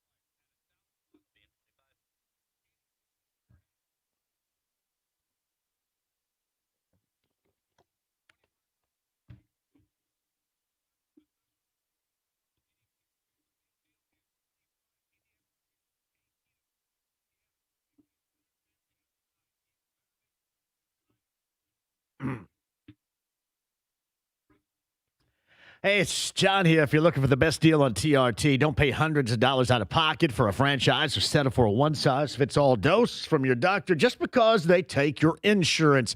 At Center Gen X and Low T Center, you can get powerful TRT dose for your body and get it covered by insurance. Center Gen X and Low T Center work with most insurance plans to customize each dose of TRT. That means maximum effectiveness and safety for you. This is TRT that actually works for your body. And in February, they're offering free testosterone test and discounted peptides and GLP-1s to make getting your life back as easy as possible. That's Center Gen X or lowtcenter.com.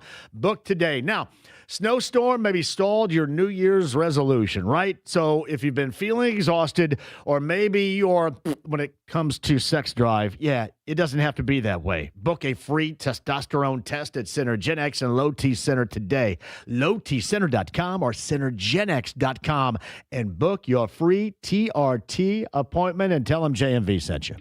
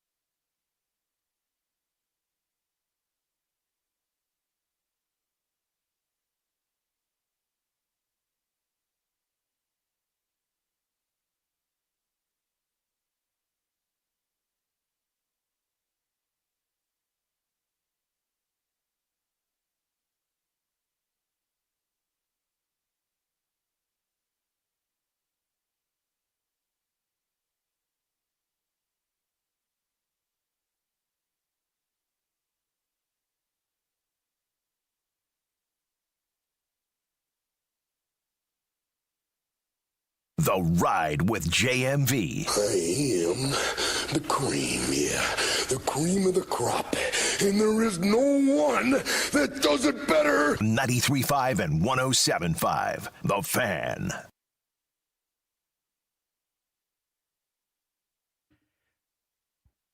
Nate Bargatze, comedy show, Indy, number 30 on the text line, 317-239-1070. You guys ready to go on that? High demand tickets. That is Saturday. In fact, a week from Saturday. Cambridge Fieldhouse. Valentine's Day. Valentine's Day laughs for everybody. Number 30 on the text line at 317-239-1070 right now. Who wants these tickets? Number 30. James is going to go up there and go get you. Have at it, everybody. Corey writes this, JMV, the Wizards gave the Mavericks more for Anthony Davis than the Lakers gave for Luka. Gap season be damned. At least our front office isn't the punchline of the NBA. Yeah, and they got rid of Nico Harrison, the general manager that authored up that deal for Luka, if you remember last winter. But I think that's all part of the NBA protocol to make sure the Lakers maintain. That's everybody's job, to make sure the Lakers maintain, because that's very important. The Lakers need to maintain. JMV, we're watching on the AAA Membership Lounge via YouTube Live right now. I love that Quebec Nordiques jersey. This is actually my son Blake's, and this is not a Joe Sakic. But it is funny, I am hot as all get out in the studio right now. I'm assuming this is the real deal, considering how stinking hot it is in here.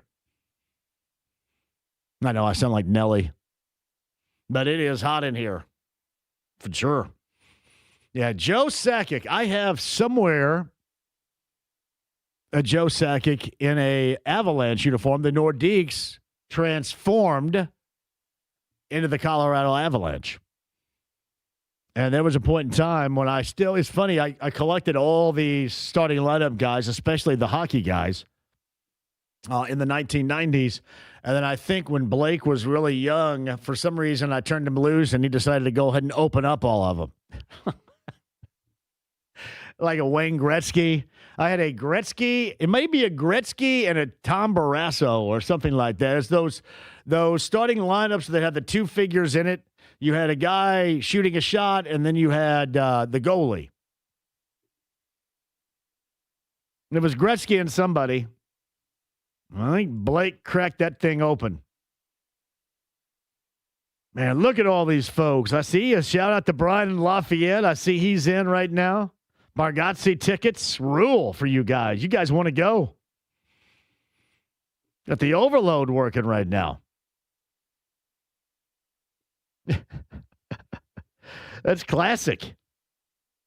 JMV, I completely agree with you regarding Sicily. It may not make the biggest of difference. In fact, they may not have won that game last night anyway, but 6 minutes, seriously. Agreed. Now, Scott sent me this. 317-239-1070 on the text line. This is a list from analytics to show why Tucker DeVries plays so much. Oh, no. Nothing against you, Scott. You're trying to educate me, and I get it. I get to stare at some analytics. You guys ready for the analytics? Top 10 players. This is according to Nick Bateman, college basketball guru.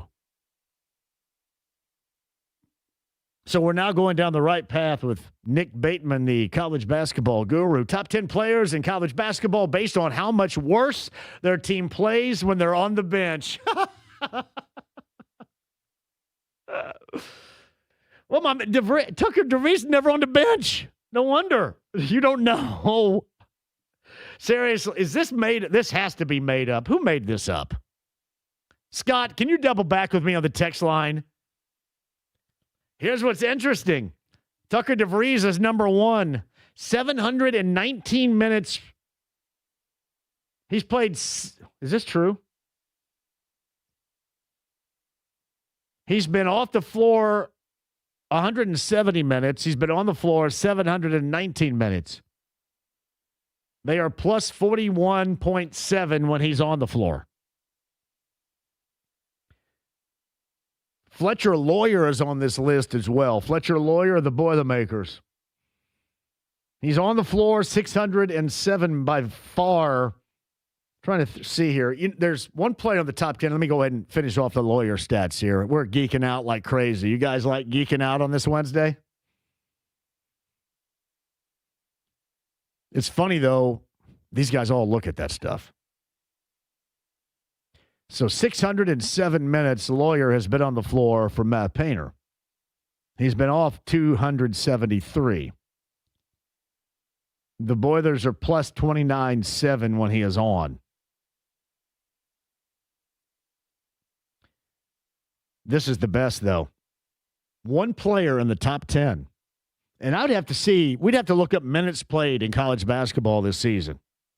Bennett Sturtz for Ben McCollum in Iowa. And his first year, Sturt's first year, of course, he's followed McCollum, his coach, around now to Iowa and Iowa City in the Big Ten. Bennett Sturtz is their guard. He has played 757 minutes. Tucker DeVries in the top 10 is second on amount of minutes played at 719. 757 minutes for Bennett Sturtz. There has to be somebody in college basketball. You think there's somebody that's played every minute of every game, or has nobody done that? What do you think the highest level of minutes would be? Can you look that up, James? See if you can find the top 10 list of minutes played, individually speaking, in college basketball this year. I don't know why. Now you guys have me geeked out. Why do you do this to me? You know my little brain can't hack all this. That actually is pretty interesting stuff right there, Scott. Shout out to you. You just don't really know. It never comes off the floor. How would you know? That is so true, though. 719 minutes. That is number one in those analytics right there. I would have to ask this question, too. How many of you actually, and I probably shouldn't completely diminish it because I know so many people, the analytics are such a big deal now, and I'm probably afraid of them because, again, my small brain has a massive effect on me not wanting to mess around with it. I guess I would rather watch it. And I just assumed last night when you were 1 of 9 and you were known as a shooter, or in this case, a maker, not just a shooter, but a maker, that you were somewhat detrimental to the team winning because of that shooting percentage. That's just my thought. That's an old school thought, right? But it's not even so much that. It's just you play 8 guys, you can find more than 6 minutes of clock for Sicily. And why shouldn't you? Unless, again, there's something in practice that we don't see, we don't know. Maybe there's a rub there. Maybe there's a problem. Maybe he doesn't like it all the way that he plays. Maybe with a team that has to succumb to certainly more athletic teams out there, he's not a guy that you want consistently on the floor. He just hasn't really consistently been on the floor since the early part of the season. And I never really understood what he did wrong not to get the minutes. I'm just curious. I'm not suggesting all of a sudden they're transformed into, a top of the Big Ten team. I just thought last night was a good night where you could find out a little bit more and utilize a little bit more, especially in a very short rotation off the bench. It's very similar to my thoughts on what you witnessed on Monday night with Benedict Mathurin. I thought Monday night, what you saw with Mathurin is exactly what everybody has cried and whined they want to see from him around here about. You got that. Everybody that always complains, well, he doesn't do this and he doesn't do that. He's not a team guy. He only cares about himself. That was a perfect example of how you all want him to play. And you still want to see his ass shipped. There are very reminiscent arguments right here to the ones I used to have to massively defend regarding Miles Turner. Shout out to Scott, though. This list is fascinating. 757 minutes. James, you find any minutes, total play minutes out there from anybody? I have not found total minutes. I have found... So here's what's really great about James. You found the Wonder Twins in 5 seconds. Oh, yes. That's great. I have found something that's Christian Bliss from Delaware. He leads in terms of total minutes averaged per game. He's leading with 39.2 minutes per game. That's a lot. I'm not sure exactly how many minutes he has played total. 757 for Bennett Sturts. Top 10. Again, that's a top 10 in analytics of the effect you have on. So when he's on the floor, they are playing well. According to Google, Nick Martinelli from Northwestern leads in total minutes played with 498. This is what Google is telling me. All right. Well, that'd have to be a little bit old because that would be somewhere up in the plus 700s by now, I would guess. This is the AI overview. Now Martinelli does certainly play a great deal. All right, quick break. We'll come back. See, look how twisted I get on these analytics. I'm telling you. My little brain capacity does not allow it. I just kind of got to watch it and go, yeah, you know what? You're 1 of 9. Maybe you should come out. Yeah, 8-man rotation. Maybe somebody with fresh legs. Somebody hadn't played a lot. Somebody that's all I'm thinking. I'm not over there with my Texas Instruments calculator and slide rule crunching the numbers on it. Quick break. We'll come back. Top of the hour, Evan Sidery. Hey, can you turn whatever you just turned on off? Because, thank you very much.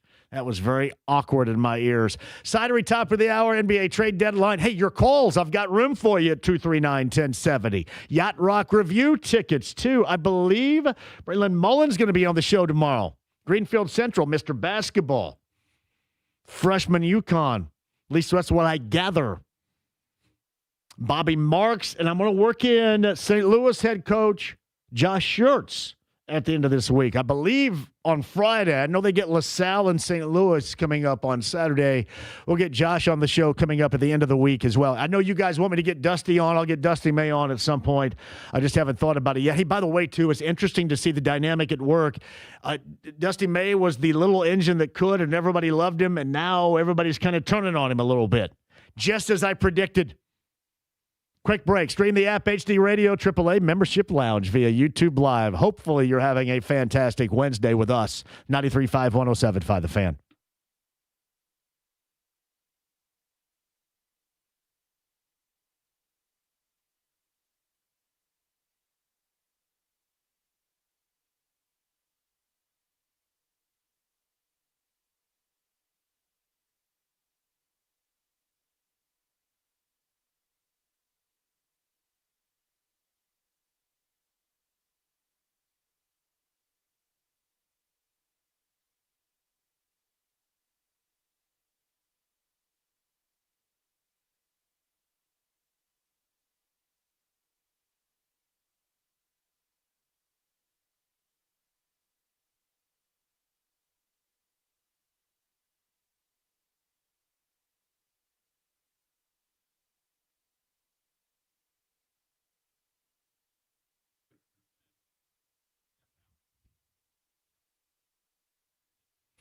John here for the District Tap. Can you lock this in, District Tap-wise? Oh, some fun can be had there. If you've got more than just one thing you want to watch, there's TVs everywhere. I'll give you a little insight right here. Let's just say you're out with your significant other, with the family. Maybe you're dating, something like that, but you also want to watch the game. You can strategically place yourself inside the District Tap where the TV of whatever you're interested in is right over the shoulder, and it looks like you are paying complete attention to that person across the table, when in fact, you are also enjoying your favorite sports team. That is unique. That is dynamic, and that is the District Tap. Clearwater Crossing, Northside, damn good food, and we are talking elite level happy hours. Downtown, Clearwater Crossing, live music on the weekends. Don't forget about the event space. If you are planning a party or having a party for somebody around you, private rooms, or you can do something right out there in front of everybody at the District Tap. It is a fantastic time to be had by all. To find out more, thedistricttap.com today.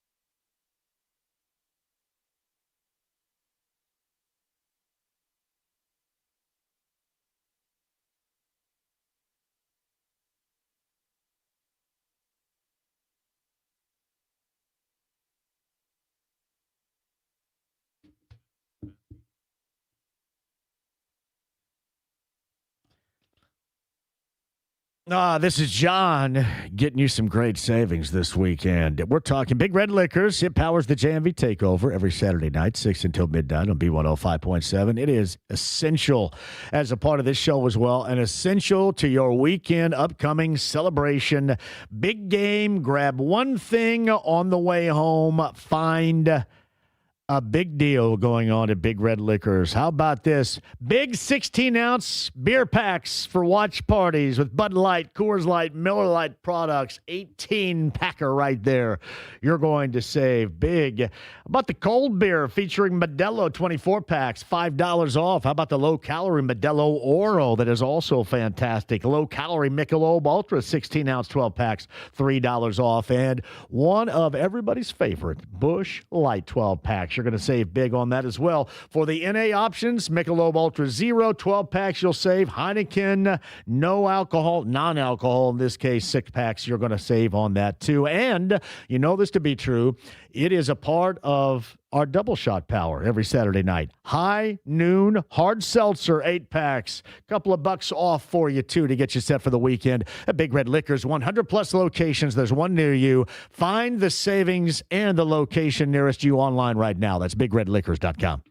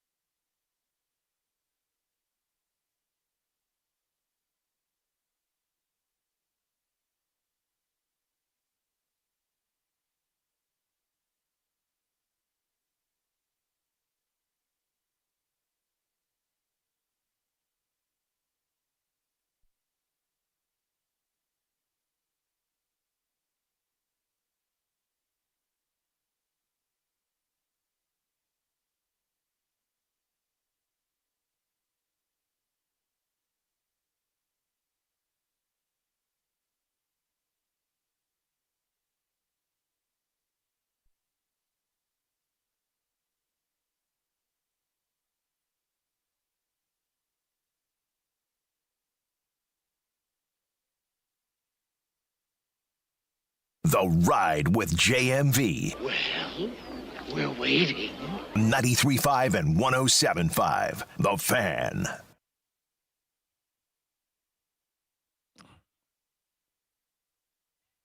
The Sugar Ray, Mark McGrath. Where does Mark McGrath rank in terms of dudes and frosted tips? Was he top 5 all-time in frosted tip dudes? He's up there. Did you ever have frosted tips, James? I did not. Oh, No. I rocked frosted tips like I was Zach Morris Jr. You ever miss him? I do, kind of. I do. How many people in our audience, how many dudes, if they're honest, would say we rocked frosted tips? Because we went through the 90s and the early 2000s, notoriously a pocket of a high level of dudes with frosted tips. And before I did the frosted tips thing, I went through the sun-in phase where you spray that stuff in your hair and it turns it orange. This is a true story right here, and I'll have to, if you guys want to see this one of these days, I'll show it. It may be, and I have an almanac. War and Peace is the length of this particular novel I have in bad photographs of me. This may be at the top of the list. I am in dress slacks and a button-down shirt. I have clearly just drenched my hair at some point in time with sun-in, and I didn't get the Zach Morris blonde effect. I got the Greg Brady orange hair going to graduation effect. My hair was like orange. You would like, hey, I think that's the president. That's how orange it was that orange. So I had dress slacks, button-down shirt, orange hair, and I am holding, I believe this to be either Robin or Morris Gibb from the Bee Gees lunchbox. Like I'm really happy to be holding it. I'm going, hey, like this. If you guys are watching AAA Membership Lounge, it is the incredible SEG. It's a SEG, like an elite level SEG. You know what a SEG is? Enlighten me. Blank eating grin. Oh, okay. Hey, this is my SEG, and I'm holding this Bee Gees metal lunchbox. I'll find this later on. It is literally it's my worst. It may be the worst photograph of the 1990s. Seriously, maybe the worst of the 90s. You guys think you had bad pictures in the 90s? You can't compare to that. I mean, that's saying something, too, because isn't there a photo of you drinking beer off the floor? I'm surprised that local authorities didn't arrest me for being in that photo. Like, oh, okay, we got to arrest this horse's ass right here. This is awful. This is so bad. I'll find it. Top 5 dudes with frosted tips all time. You guys got to bring that too. Hey, by the way, shout out to Philo Beto, who has a list. James found Cruz Davis of Hofstra, 38.1 minutes per game. This is 21 games, 802 in total minutes. Christian Bliss of Delaware, 39.1 per game, 20 games, 782 total minutes. But Cruz Davis, last check, and James found this too, of Hofstra, evidently the clubhouse leader in total minutes played in college hoop this season, 802. That in 21 games averages out a smidge over 38 per game. I've got him at 880 minutes over 23 games, according to this list. Incredible. That is getting clocked, my friends.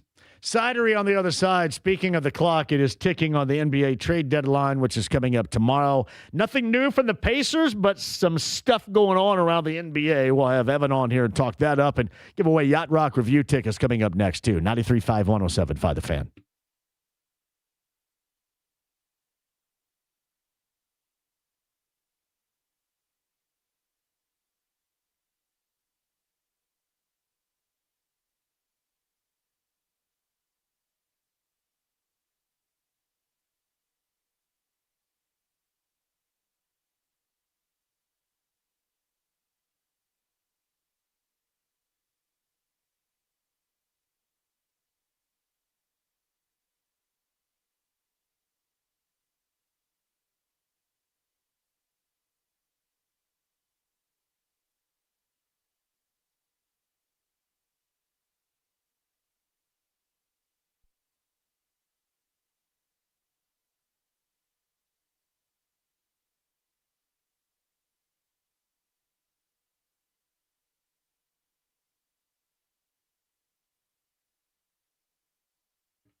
Hey, John, for the best in plumbing, Lance, local team, L.D. Smith Plumbing and Drains. You've got to make sure we're going to have a massive meltdown coming up. It may not be next week. Maybe it's going to be in a month or so, but this snow is going to have to melt away and go someplace.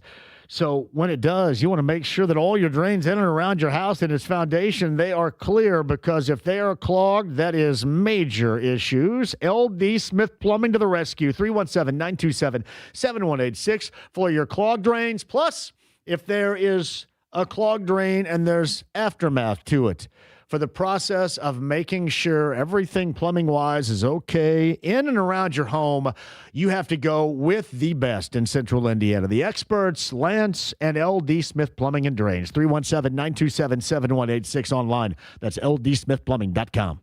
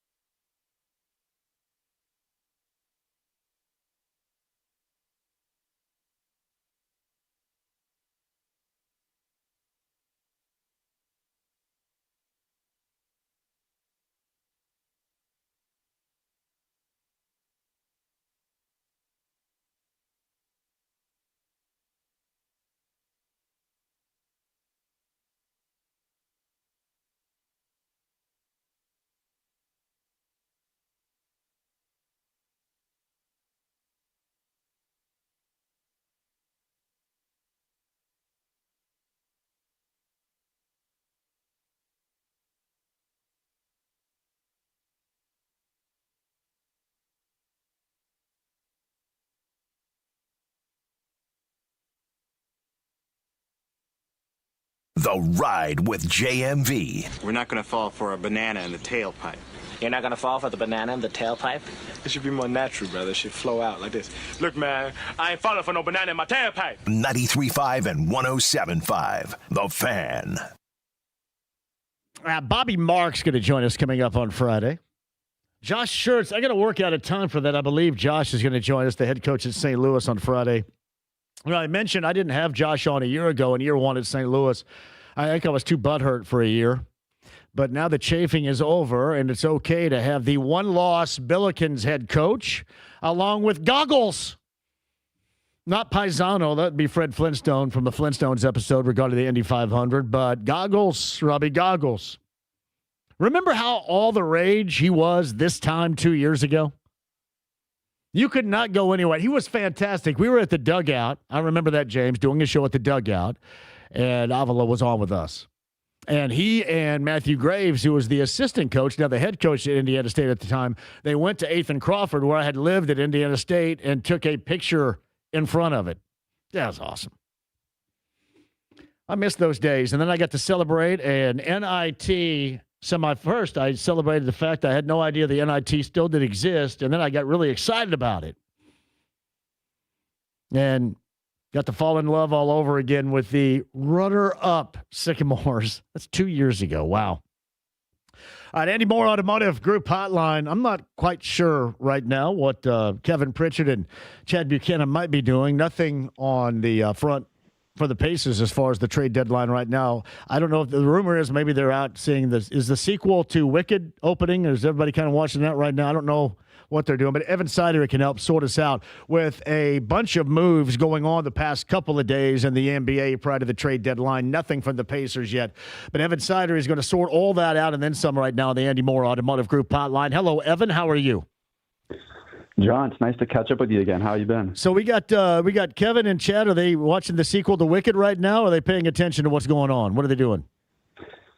I think I would pay really close attention the next less than 24 hours now at this point. I would definitely pay attention tonight and tomorrow morning on Benedict Mathurin. I think there's definitely some talks of multiple teams going on, and I think there's a really strong possibility, John, that he's probably going to be moved by tomorrow, if I had to guess. So let's. Do you think they end up getting a big? Is this the whole thought in this? You're going to move him now to find your big of the future, which clearly you do not have on your roster with starting potential right now. Do you find that? And if you do, who might that be? Yeah, they've been linked to shopping Mathurin for a center for, I think, almost 6 weeks now at this point. It's been pretty well known that Indiana doesn't want to pay Mathurin the salary they're looking for long term. And whatever new team he'll end up on, whether it's this summer or now, I'd probably guess now at this point, he'll probably get that better opportunity. But I would look at a couple teams here that have centers that are open to selling players. That'd be the Dallas Mavericks with Daniel Gafford. He's on under contract for 4 more years. A really good athletic rim-running center, not really the Miles Turner type of guy, more of a defense-first archetype, rebounder, athletic, can really switch defensively, not really a shooter. Same for Yves Missi, the young big from New Orleans with the Pelicans there. They've talked with Yves Missi with the Pelicans, with Benedict Mathurin as well. I've seen a couple of reports linking him to the Chicago Bulls. I don't really see the fit there, to be quite honest with you, just because they just got Jaden Ivey, so I'd scratch Chicago off the board there. But teams like New Orleans, Dallas, teams that are open to selling some players, those are the ones I keep an eye on here with Benedict Mathurin. I know the Pacers want to make a bigger splash than like a Gafford or a Missi, but I don't know if Mathurin has that sort of value unless you attach multiple picks with him. So here's my thing, and you brought this up as Evan Sidery talking prior to the NBA trade deadline, which comes our way tomorrow, is Daniel Gafford. He can't shoot nothing. I think essentially, I know it's easier said than done. If you're the Pacers, don't you have to find somebody that you can high ball screen action and, rim run if you're Gafford, but your pick and pop threat you don't have. And I just think that is a necessity with whomever the big is with this Pacers offense. Would you agree? Let me counter you with this because this is a player that's counter really time. Let's go. This year. Yes, go ahead. What do you think if Indiana thinks that, hey, we have a guy that's on a cheap contract for 2 more years after this year. He makes just about around the minimum. He's had a couple really good moments this year. Why can't Jay Huff be that sort of backup stretch 5 for you? I think that's something that they're really internally optimizing here with how good Jay Huff has played, how he can stretch the floor.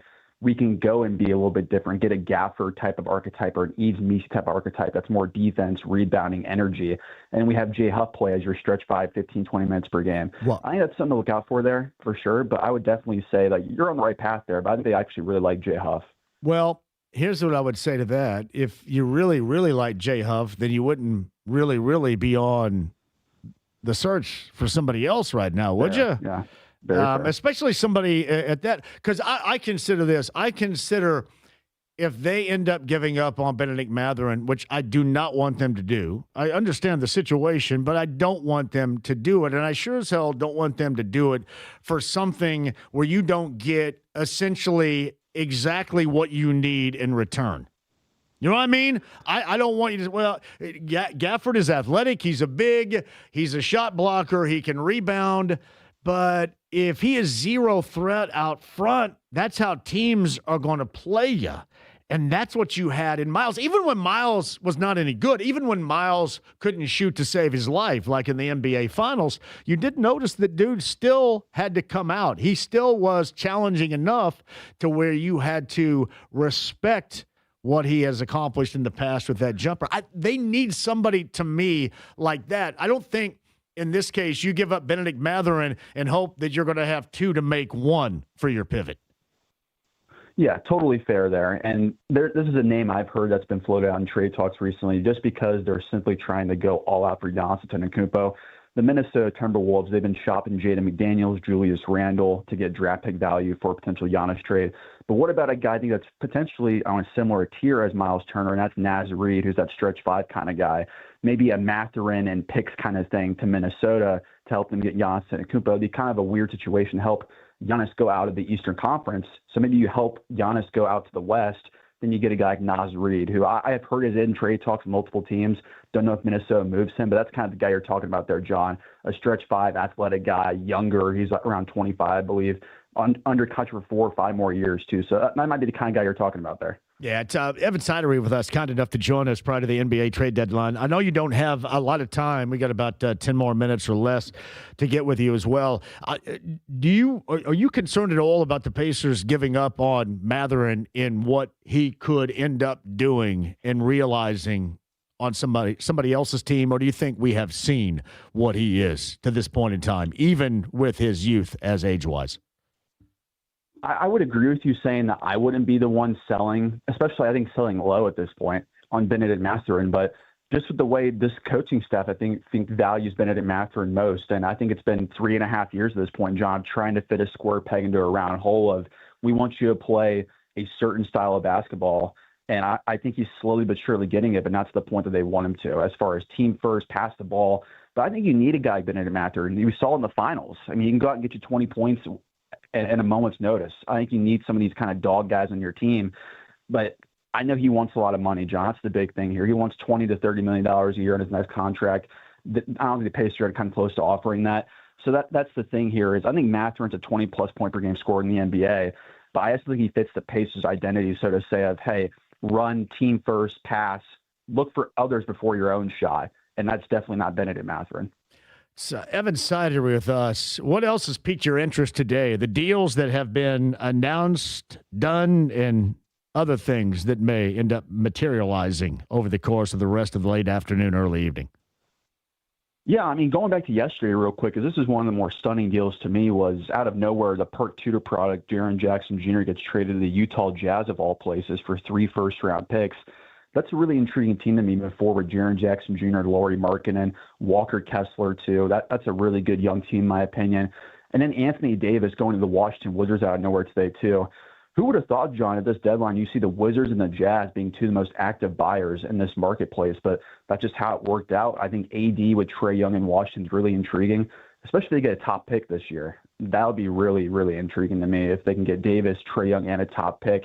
But everyone's way on Giannis at this point, John. It seems like you're going to have these smaller deals come in, like Lonzo Ball just got traded to the Jazz for second-round picks, sort of filler deals like that. But I think after Anthony Davis got moved today, I think the next big domino is going to be Giannis, whether they trade him from Milwaukee or not. I think it's going to probably be smaller deals up until we know what exactly happens with Giannis. What happens to the former 33 in Milwaukee? He's kind of just left there, right? Yeah, and I think it's crazy to say. I mean, I would have not paid what Milwaukee paid for Miles Turner, the overall contract, but I think a lot of teams in the league now, I think Pacers fans have known this for years with Miles Turner, where his offense production, in my opinion, was sort of a mirage when you had Tyrese Halliburton next to him. He was an 18-point-per-game scorer, Tyrese Halliburton, getting the best shots of his career. When you take Tyrese Halliburton away from Miles Turner, he's not even close to the same player offensively. And I think NBA teams around the league are kind of realizing that. And that contract, John, with the player option, the trade kicker, making over $25 million a year, the final couple years of that contract, that's probably going to have negative value around the league with the way Miles has been playing. Maybe you get a first-round pick, you try to sell him in the summertime, but I doubt he's moved before the deadline. Maybe you try to shop him in the summertime if you can get any value if they trade Giannis. But, yeah, that Miles Turner move for him, I think for Milwaukee and Miles, there's probably some regrets on both sides there already. It is funny sometimes what you don't realize, and I know that he was incredibly butthurt about the situation here, but it is funny, either he or those around him, you just kind of say, the reason why you were good is because of the guy that is here. So, right. Hey, hold on. Hey, James, hold on a second, Evan. What is this person? What is that down there with JMV Sucks on the back of the backpack there? What the hell is this? Somebody's got JMV sucks down here on the map. Would you take a picture of that, James? Get that. Sorry about that, Evan. I was very distracted by somebody with JMV sucks on her backpack, and it's a she down here in the parking lot. That's great. Sorry about that, Evan. But I want to get back to the point that I was making before that distraction right there is sometimes even more than the money or being upset about a situation, don't you have to recognize what is best for you and your career? And I think everybody around here knew that that was not going to be it. No, I think everyone should have known, or at least Miles and his camp should have known. Like, there's been whispers about Giannis wanting out of Milwaukee for over a year now before he signed there. And the comments that he made, especially going out the door from Indiana, like, hey, I chose Milwaukee to compete for a championship, all these sort of like backhanded stuff toward the Pacers, I think kind of rubbed a lot of fans the wrong way. And I think it rubbed a lot of people internally in the organization the wrong way with the way Miles went about it. I think it was kind of salt in the wound on both ends there. But yeah, I think especially coming one win away from the NBA Finals, John, I know the Pacers weren't offering the money the Bucks were, but you want to leave a situation with Pascal Siakam, with Tyrese Halliburton, all these good young players over just a couple $1 million. Didn't really make much sense to me. But kudos to Miles. He got his bag there. But I would not be shocked at all by this time in the summertime, he's probably on another team outside of Milwaukee.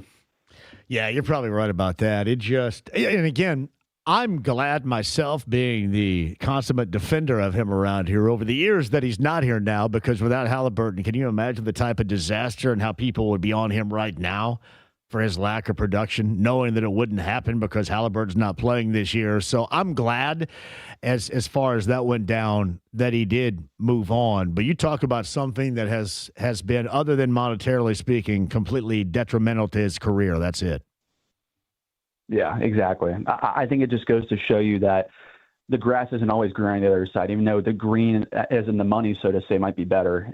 The situation, the fit, the culture fit, I think, of Miles Turner. He was adored here. I mean, he had his haters, of course, as you know, John, but he had his people that loved him too, and he had a lot of Pacers fans, I think, that were on him throughout that postseason run that were really big fans of Miles Turner. And for it to go just so suddenly, take a left turn to a division rival, especially too, and they kind of rubbed a lot of people the wrong way. Yeah, he also, I mean, you got to recognize my ego in all this too, because that also matters. Clearly, Evan, he did not do that. All right, I know you got to run here.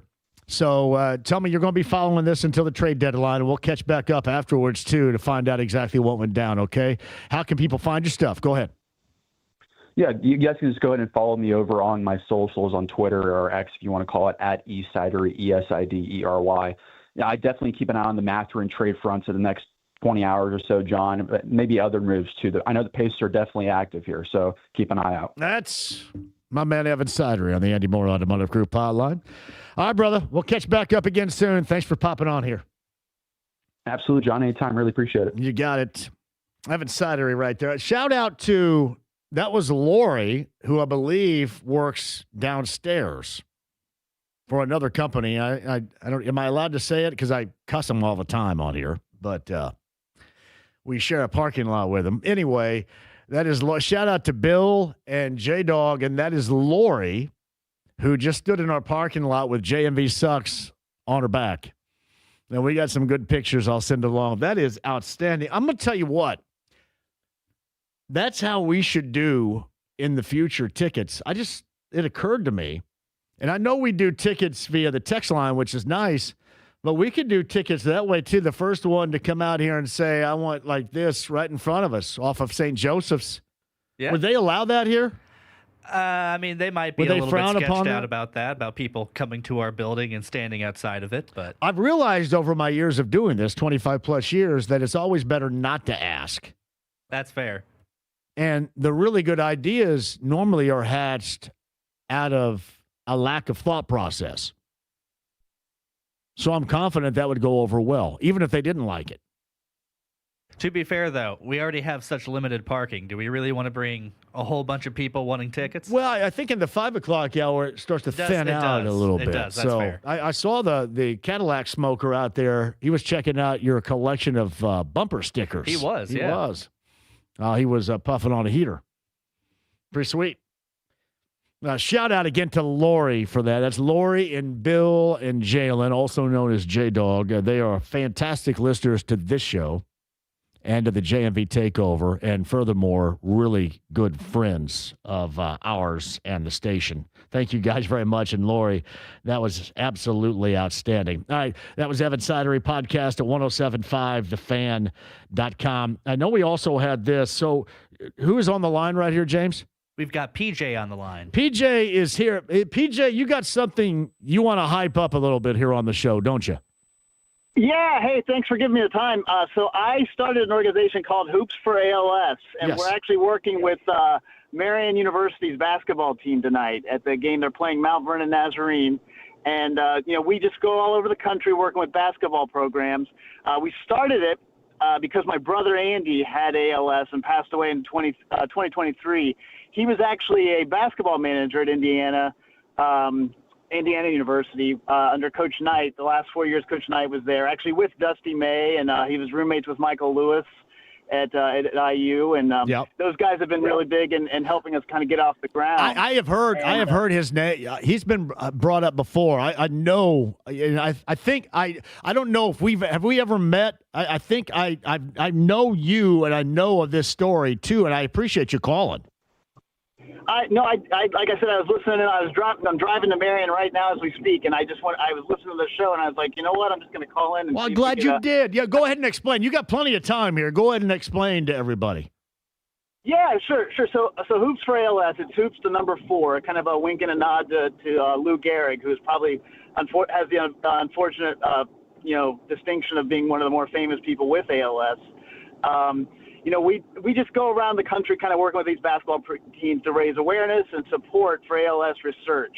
And every dollar we raise goes directly to ALS TDI, which is actually the only organization in the world dedicated solely to finding a cure and treatments and therapies for ALS. So that's kind of our why.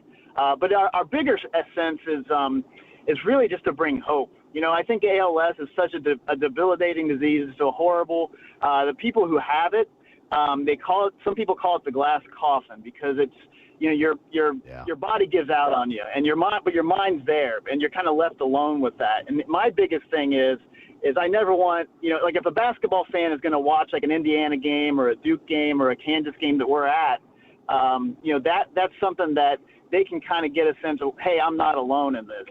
Duke's on my side, or Indiana's on my side, and they're fighting for me too.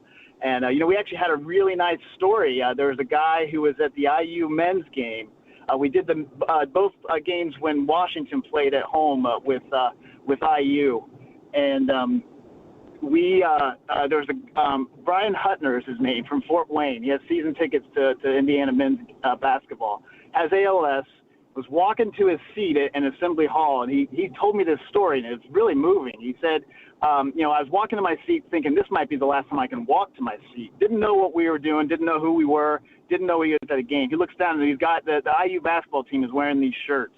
And so he just wrote this incredibly moving email to me. So we forwarded it on to IU, and they brought him back for the women's game, brought him on the court, and kind of gave him the recognition that he really deserved. And it was really like a moving moment. And that, for me, I hope I raise $1 million for every one of these games. But really, it's about that, just giving ALS patients like Brian a little bit of hope. PJ, I can't imagine it is an absolute nightmare. All aspects with the stories that you hear about it. And I love the fact how this has affected you. And I love the fact that you're doing something about it. Seriously. Yeah. This hits close to home with most people out there. It truly does. It really does. The first thing, a couple things they tell you when you're diagnosed with ALS is they tell you they tell you you have on average 2 to 5 years to live, but they also tell you it's a rare disease. And for me, when I travel around these games, I'm kind of finding it's not so rare, because so many people have these stories about, their brother having it, their wife having it, their mother having it. It's really just, it's there, and it's kind of front and center. So, I just want to do what I can to kind of help end it, because it is horrible. So again, you're at Marion tonight, and the start of your connection was your brother, correct? At IU. Now, did you say he was a manager at IU with Dusty? He was, yeah. He was from 1996 to 2000, and we're actually from Springfield, Ohio. And so, the footnote to all this is that my brother was actually best friends with Jason Collier. Yeah. And that's kind of so he came over with Jason Collier, and he stayed in Indiana when Collier transferred. And Knight kind of gave him a nice little shout out at senior night, and kind of got a little bit of a dig into Collier, but also said he appreciated my brother Andy sticking around, which was nice. I know now where I remember you, and I believe that you were once upon a time when we were at a different place and we were together. You were on with Dan on the midday, weren't you? Was that you? You know who it was? It was Michael Lewis. It was Michael Lewis. Yes, I'm recollecting that story now, and it's all kind of coming back to me a little bit. And when you mentioned Springfield, Ohio, and the manager with Dusty and the Jason Collier connection, it's all coming back to me now. Thank you so much for calling in and spreading the word. And can people come out to see what you're doing coming up later on tonight at that Marion game? Yeah. The men's game is at 7 p.m. tonight. I'll be there. The guys will be there wearing shirts. You'll hear a lot about us at the game. It's gonna be a good night. And if anyone wants to support the work we're doing, just go to hoopsforals.com, and it's like the number 4. And I'd appreciate I appreciate you just lifting us up with the time now. But if anyone wants to support it, we'd be grateful for that as well. So I want you to send some pictures to my social on X or Facebook or Instagram or whatever, and I'll send them back out as well. And I'll tell you, feel free to call in anytime you're doing anything. Seriously, because I remember being touched by this story, and certainly Dusty's been a long time friend of mine, and I remember a lot of what you're talking about right here. But thanks for calling in and sharing the information on how people can come out and what they can get involved with later on tonight at Marion. I really do appreciate that. Well, I appreciate it too. Thanks so much for your time, and I'll send those photos from today. A little bit later tonight. Please do. And tell everybody over there we said hello. Definitely. Thanks so much. You got it. I do. I remember that story, and he was right. That was Michael Lewis. I think it was Michael and Dan once upon a time. This may have been years ago, too. But I do remember that story. Yeah, that's something, James. Thanks for that heads up. And, PJ, thanks for calling in with that. Hoops for ALS. They're at the Marion, and I know the Marion basketball team's going through something else, but recognize this later on this evening, especially if you're going out to the game, and stop and say hello and support this Hoops for ALS. And we'll get some feedback from tonight's game and do this whenever they would like to do it. And thank you for the call. All right, quick break. We'll come back. Yacht Rock Review tickets also coming up. And again, a shout out to Lori with the JMV socks on the backpack in the parking lot a little bit earlier. Evan Sidery also this hour. I believe Braylon Mullins is coming on tomorrow. I got to get with his dad to make sure that is good to go. UConn, a big winner over Xavier last night. Now in the Big East, Butler's on the road at Providence tonight. 6:30, your coverage begins right here with Mark and Nick from Providence tonight here on The Fan. So we'll go a little bit after 6 and lead you up to that a little bit later on tonight. Hopefully Braylon Mullins tomorrow. Josh Schuritz of St. Louis, the head coach, I believe, on Friday. Bobby Marks of ESPN after the NBA trade deadline coming up on Friday as well. The Stream the App, HD Radio, AAA membership lounge via YouTube Live. A great time to become a AAA member today. You can do that easily. Just download the AAA app to your smartphone, hit that button, become a member right now. That is AAA and AAA.com. It's 93.5 and 107.5 The Fan.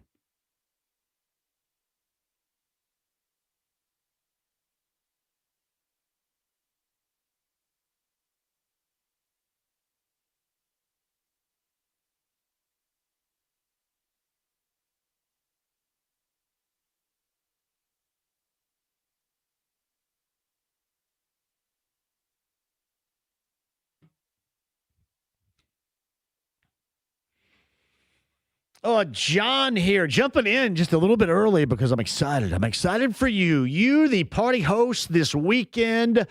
You got to make sure you're not BYOB host. I know you're not. You listen to this show. You know that is a party host faux pas.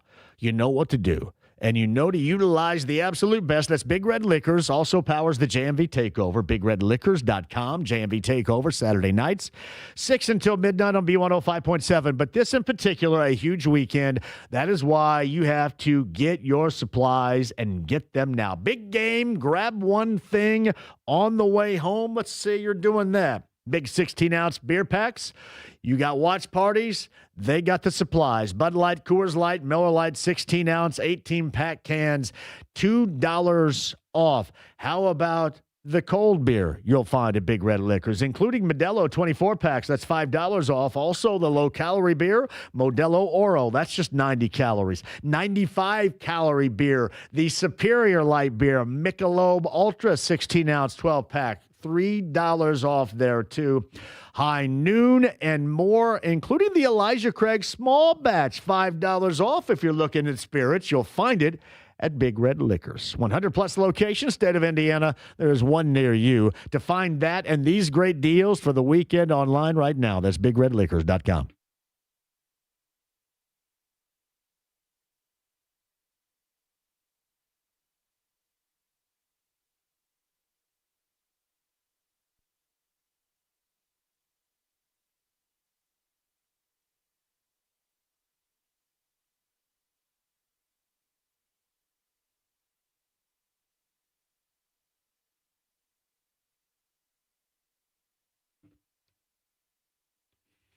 A quick shout out to maintain winter road readiness with Express Pro Tire and Auto and the 13-plus locations. Shout out to my man Anthony running things right now, too. Hey, by the way, too, in Hamilton County, around Carmel, the Carmel Way location, my man Mike Alcorn is now at lead at that location. So, Carmel folks, you are incredibly lucky because right near where you live, you can help maintain winter road readiness with Mike and his incredible staff at Express Pro Tire and Auto. From tires to brakes to brake pads, the fluid exchanges, just making sure everything through this long, incredibly cold winter is running the way and working the way that it should. Shout out to Mike and to Anthony and to Gerald and to all those around central Indiana that maintain, they help you do that, the winter road readiness that you desire. That's Express Pro Tire and Auto, 13-plus locations throughout central Indiana. There's one near you. To find it online, expresspro.com.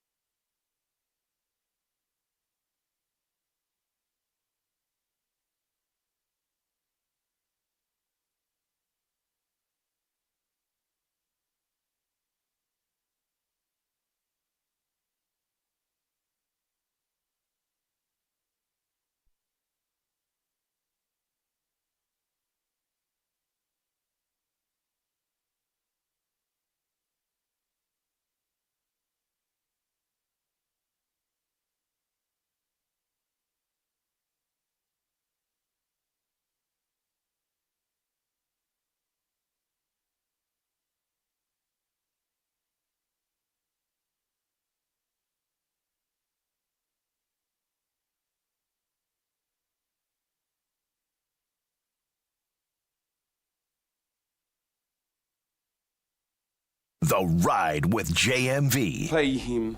Pay that man his money. 93.5 and 107.5. The Fan. Oh, I like this George Benson classic right here. This would be some classic early 80s yacht rock. Yacht Rock Review, Ruoff, this summer, number 30 on the text line.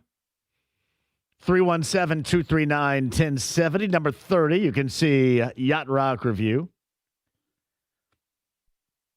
Thank you, everybody, that put that on the board right there. They are fun as hell to watch. For sure. Number 30 on the text line of 317-239-1070. That will net you Yacht Rock Review. How many of you have seen Yacht Rock Review before? It is worthy. Promise you, worthy. Nick writes this, JMV, just wondering if you happened to catch any of the St. Louis Hoops game last night. Damn, can Josh freaking coach? Josh Schertz is going to join us, I think, on Friday, and he absolutely can. They were on the road last night getting their ass kicked at Davidson. Then, in the second half, his team stormed back and completely took over.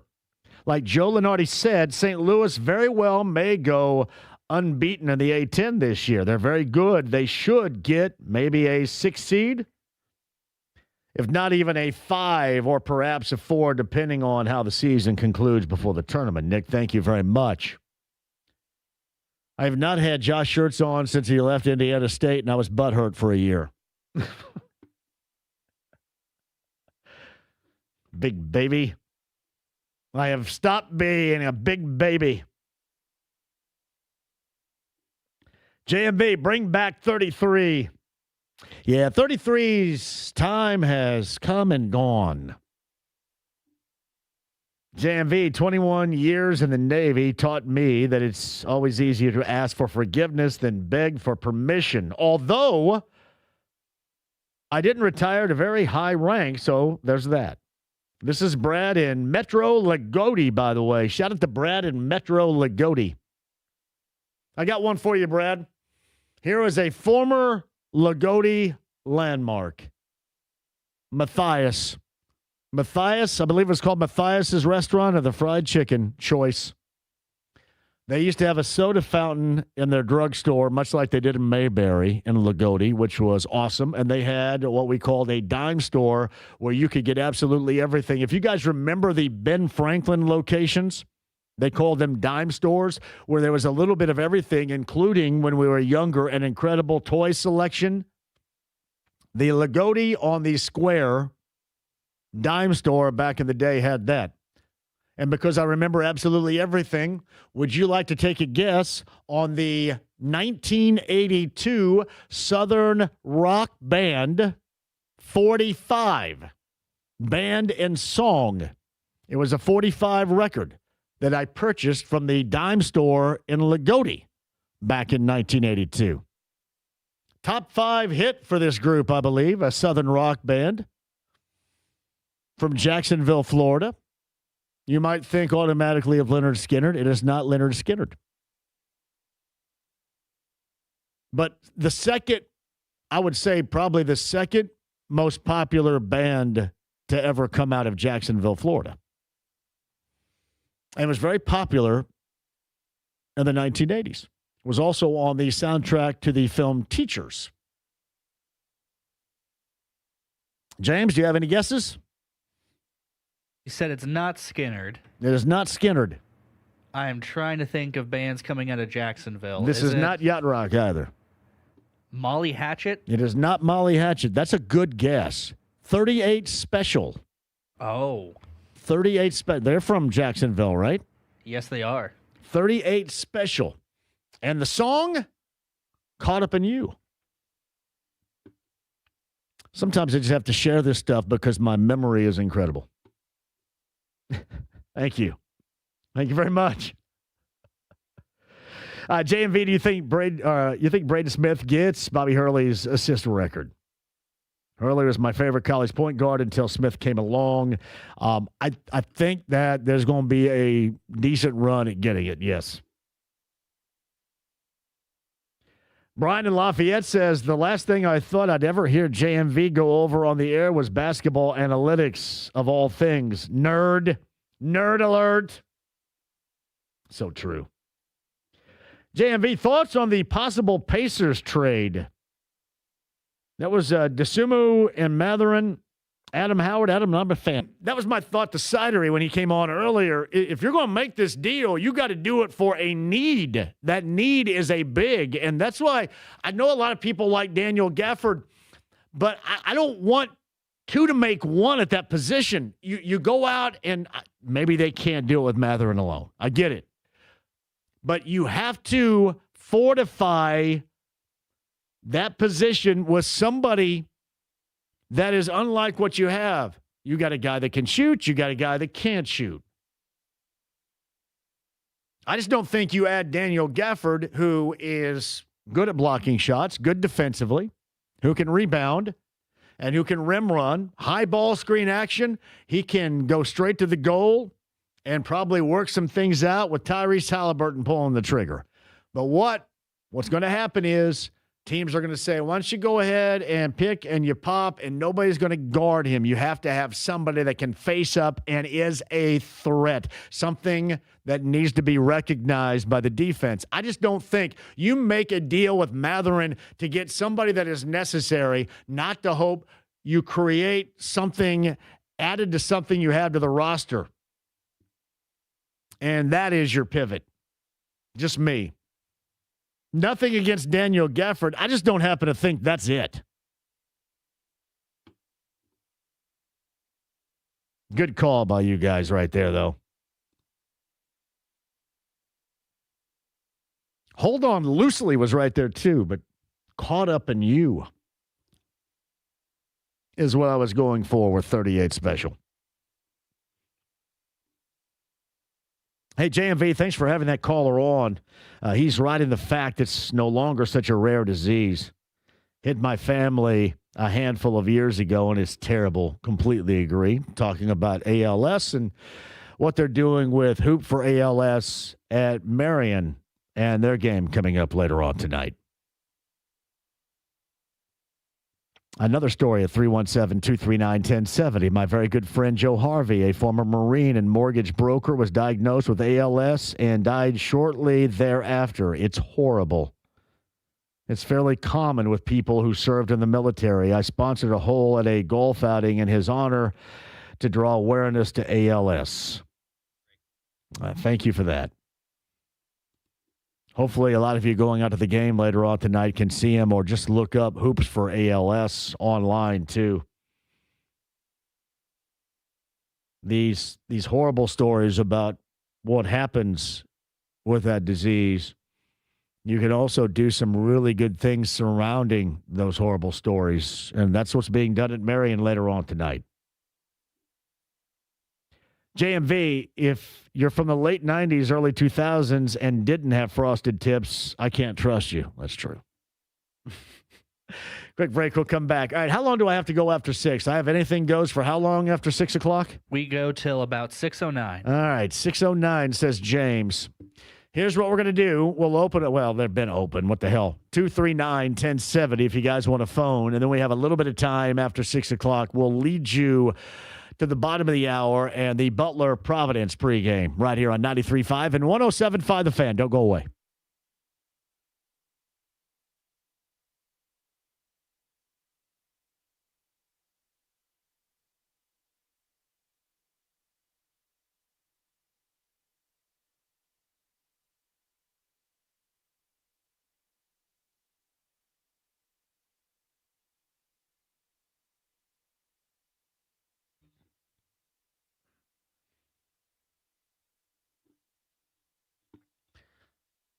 John here with a tremendous idea. Option. They call it now optionality. That didn't used to be a word. Now it is. And it's used in sports all the time. But also it can be used in terms of you and your hair loss. Fellas, we all go through it unless you're incredibly fortunate. And most of you are not going to be that incredibly fortunate. I'm talking about not having to worry about losing your hair. It is, unfortunately, a rite of passage. But now, Fortunately for you, there's something you can do about it, something significant. You have optionality of your real growing hair again. Call Darren Andrews at WeGrowHairIndy.com. That's 317-522-2995. He can explain to you all that you need to know about Artist Robotic FUE, laser hair therapy, and then after the fact, the boosters that will continue your real hair growth.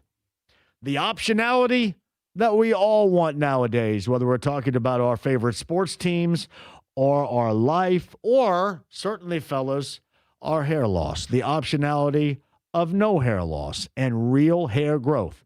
That's 317-522-2995 or WeGrowHairIndy.com today.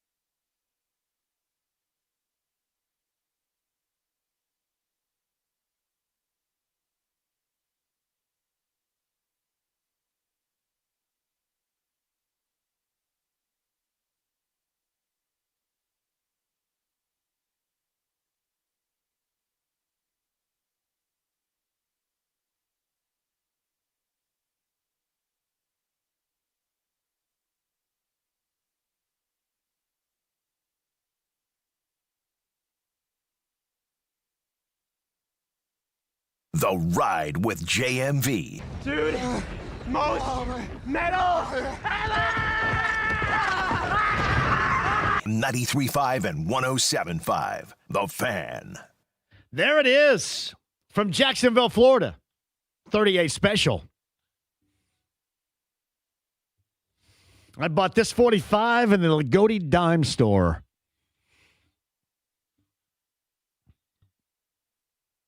If you ever have 45s, you're way out of that. I never had a 45. Yeah, 45s are great. This is actually a good song. 38 Special was a good 80s group.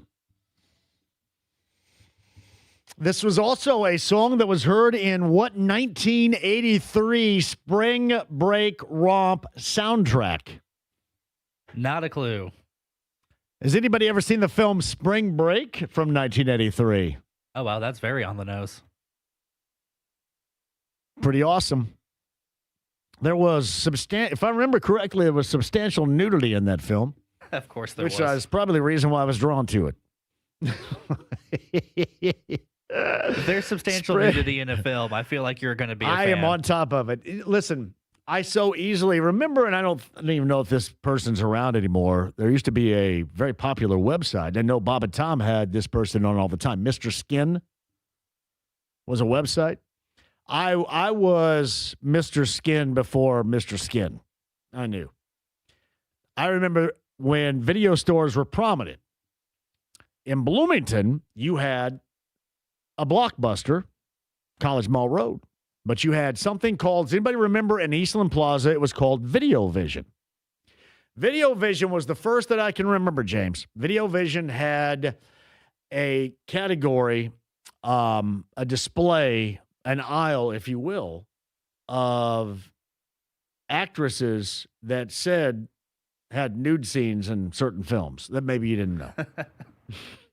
I always thought that was genius. I thought, man, okay, great. I don't even have to watch it now. I just go in and go, hey. All right. By the way, it does appear that Mr. Skin is still around because it looks like he did a show with Bob and Tom in December. Oh, really? So, yeah. Okay, well, shout out to They're Mr. Skin right there. Video Vision. Video Vision was awesome. Eastland Plaza, Bloomington. I'm trying to think where that Video Vision. Well, that's obviously where Chi-Chi's used to be in Eastland Plaza. What else is there? I think, no, that's not there anymore either. What is in Eastland Plaza? I can't even remember. Video Vision was it, though. It's outstanding, though, everybody. Video stores. See, you missed out on that, too, didn't you? Video stores? Yeah, were you a video store person? Oh, okay. We went to So you're Family young Video enough for and Blockbuster and all that good stuff. Oh, Blockbuster. I used to go and wait because normally you'd have a Tuesday. I think it was the Tuesday, the day when you'd have the premieres coming out, released on video today kind of thing. Actually, it's weird. The Family Video in the town in Brownsburg where I grew up, that was the only Family Video that I knew of that didn't have an adult section. Oh, man.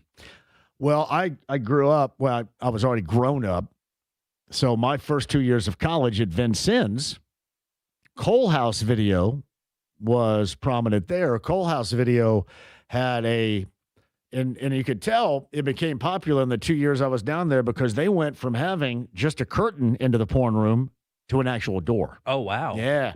So you knew how popular the porn room got because you went from just having to slide the curtain over to actually having a doorknob and a door to walk through. It's a big deal. I thought it was illegal to have anything other than a curtain or beads or something like that. Well, it wasn't. It may have became illegal, but when it first started, it wasn't illegal. But they also had a great deal. Cole House Video and Vincennes, 2 for Tuesday. 2 for Tuesday was outstanding. Thank you. JMV, Brad and Metro Lagodi, the 4-star video in Whiteland had an adult video cabinet that opened up like a kitchen pantry. Oh, man, that is good right there. It really is. A busy show so far today. I've got a little Anything Goes coming up here after 6. We're following the NBA trade deadline. Nothing as far as an NBA trade deadline pulse as of yet. With our good friend Chad Buchanan and Kevin Pritchard of the Pacers, that is a storyline that we will follow. Here's what they're going to do. I know Pritchard's going to do this to me, and I'm going to blame Buchanan too. That's why I'm going to have Melanie Buchanan on instead of Chad. And they're going to wait till I get off the air and then do something. Just to jack with me. That's what they're going to do. That's exactly what's going to happen. I'm going to tell you what. If I get off the air and they make a deal, I'm going to send some of the ugliest texts to Chad Buchanan you've ever witnessed. We go off air at 6:09. I can almost guarantee 6:10. You watch that. Something's happening. Just to jack with me right here is what you guys are doing. We don't want him griping about this deal, so we're going to wait. Classic. Hey, JMV, did you know that Yacht Rock Review is playing at Brown County Music Center on Friday night? Yes, I do, because I am going. Now, I don't know if I'm going alone or going with Laney. Laney may go, or I may go alone. And I asked the question yesterday, if I attended Yacht Rock Review alone, is that okay? And James said, quite all right to do that. Yacht Rock Review on Friday night, Brown County Music Center. That is great. I am hearing from all the idiots right now. Awesome. So I actually went over this a little bit earlier. I'll get back to this, but we'll do anything goes. I was started the show and talking about IU last night, and you may not have watched the entire game. You were peacocked at 10 o'clock, and it was late. They didn't shoot it well. My whole thought was 6 minutes for Trent Sicily. Why? In an 8-man rotation. And then everybody immediately says, well, you're talking about taking Tucker DeVries out. Well, I am in terms of shooting 1 for 9, but it's more the point I'm making. Why can you not find time for Sicily? What's going on there? So it's not so much about DeVries playing. It's more about why Sicily doesn't play. And, of course, dumbasses twist that into something else because that's what dumbasses do. Quick break. We'll come back. Hey, speaking of which, we've got some Anything Goes on the other side. You guys got something you want to talk about? Let's hear from you. 239-1070 as we roll into Butler and Providence, bottom of the hour. Anything Goes coming up next. 93.5, 107.5 The Fan.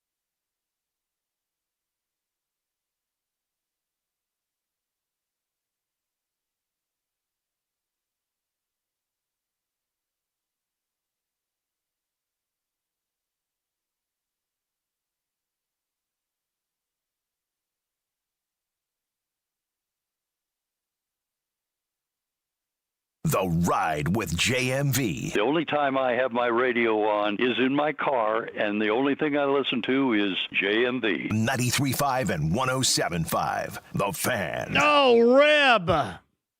Our brother. Tua. Got more than Tua remaining here. Oh, we got Colts update, then Butler and Providence, bottom of the hour. Hey, Butler, don't blank this up against the worst team of the Big East tonight, okay? I believe I've seen this. The worst team of the Big East, they have, I think, less guys performing tonight than the Pacers and the Jazz had last night. They've got like 5 dudes out. Providence is having an incredibly forgettable season. Butler has been venturing down the path of a forgettable season in their own right. I think there was this ask a little bit earlier. It was Josh that asked. I was going to get to this, and then I forgot and got to something else. My bad. Here it is. Butler question for you, JMV. Is 4 years long enough for Thad to know if he's the answer? Do you think the Big East is too big for Butler? I don't ever see a light at the end of the tunnel for them to be relevant again. That question is a good one. And I think all signs right now point to yes. And the problem that you have, you can say until further notice, but the clock is ticking on this thing right now. And we know in the college athletics landscape right now, you're either going to be something or you're going to be nothing most of the time. And we also know there are ways that you can put together something to find a way. But this isn't working for them right now. Whether it's about Thad or it's the program in general. And you can say, well, there's no way they're going to be able to do this in the Big East, and there's no way they're going to be able to do this with the funds. You have to find a way. Or you're just going to continue down this path of mediocrity. So until further notice, I think you have to say yes.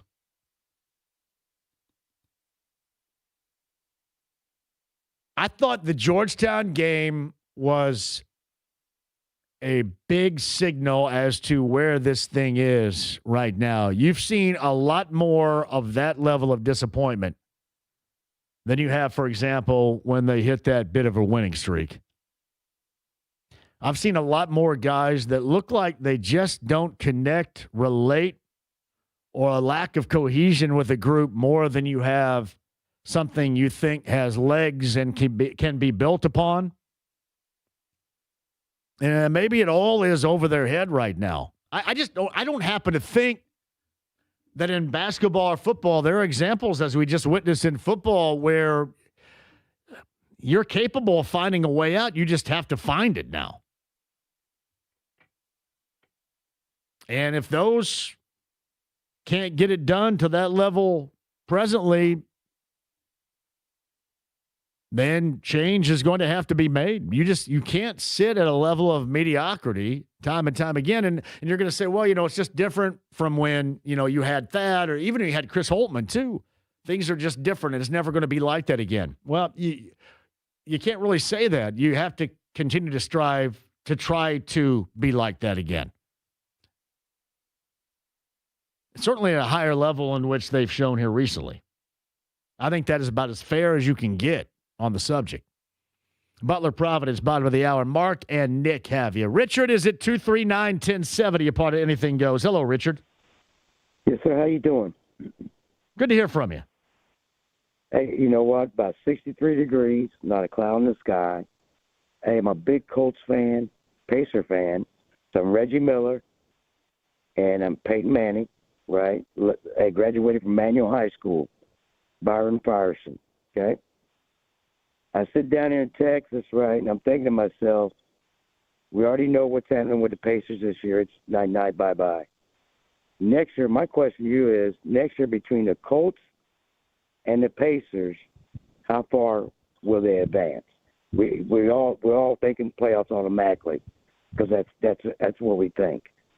And I'll leave it at that and let you answer the question, Bob. Thank you. Hey, Richard, one more time. You cut out a little bit there. What was the major part of your question there?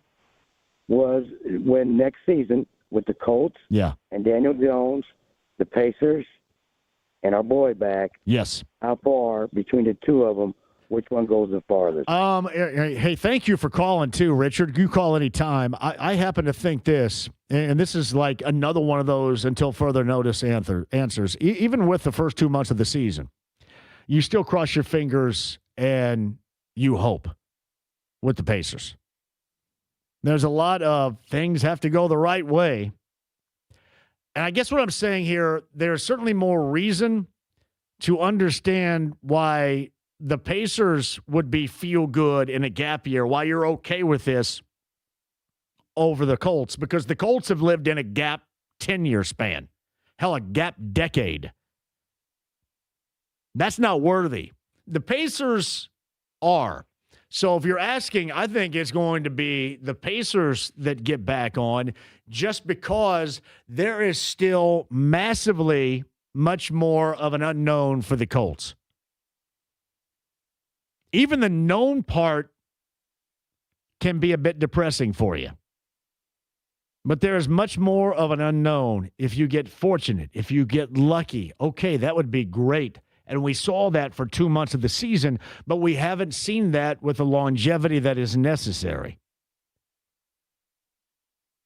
So you're somewhere caught between the same old, as we have witnessed, or just crossing your fingers and hoping that after that 2-month run, it was all about injuries. With the Pacers, I think this whole thing is much more solidified with the return of the essential players. And that is why, Richard, we have described this as, and I think rightly so, even it's kind of funny, but a gap year for them. Thank you for the call. Call anytime. Daniel's next. Daniel, welcome to the show. How are you? Pretty good. How you doing? Great, man. You were spot on with your analysis on both teams. Everybody keeps talking about the 2 draft picks, the Colts lost, first-round draft picks. Well, pretty much every team in the NFL, it's a 50-50 crapshoot with any draft pick, whether they pan out to be somebody really good, Pro Bowl or not. We got a solid 8.5, 9 on a scale of 10 cornerback. So I'm good with that. I don't know why everybody keeps talking about that. Granted, we have no flexibility for a quarterback now to draft. And then with the Ursays, I think part of the not changing the GM or coach was the fact that they just lost their father. They're going through a lot. Do they really want all that change to be taking place on top of what they're going through already? I just don't think they really wanted that. Well, and thank you, too, Daniel, for the call. And it makes you wonder whether or not there's a lot of financial instability as to the reason behind it. That is a fair question to ask, and certainly we'll get into that over the course of the offseason, especially as we approach free agency coming up in the month after the Super Bowl. But that's what makes you wonder, and that is probably at the top of the list of things that we're going to have to hopefully be able to sidestep and talk out, and hopefully there's no significance there of that. Daniel, thank you for the call. All right, we got Colts update next. Butler Providence, bottom of the hour. I think Braylon Mullen's going to join us coming up tomorrow. Thursday show. You guys have been great today. James, great job out of you. Thank you to our guests. Enjoy Butler Hoops, bottom of the hour. 93.5, 107.5 The Fan.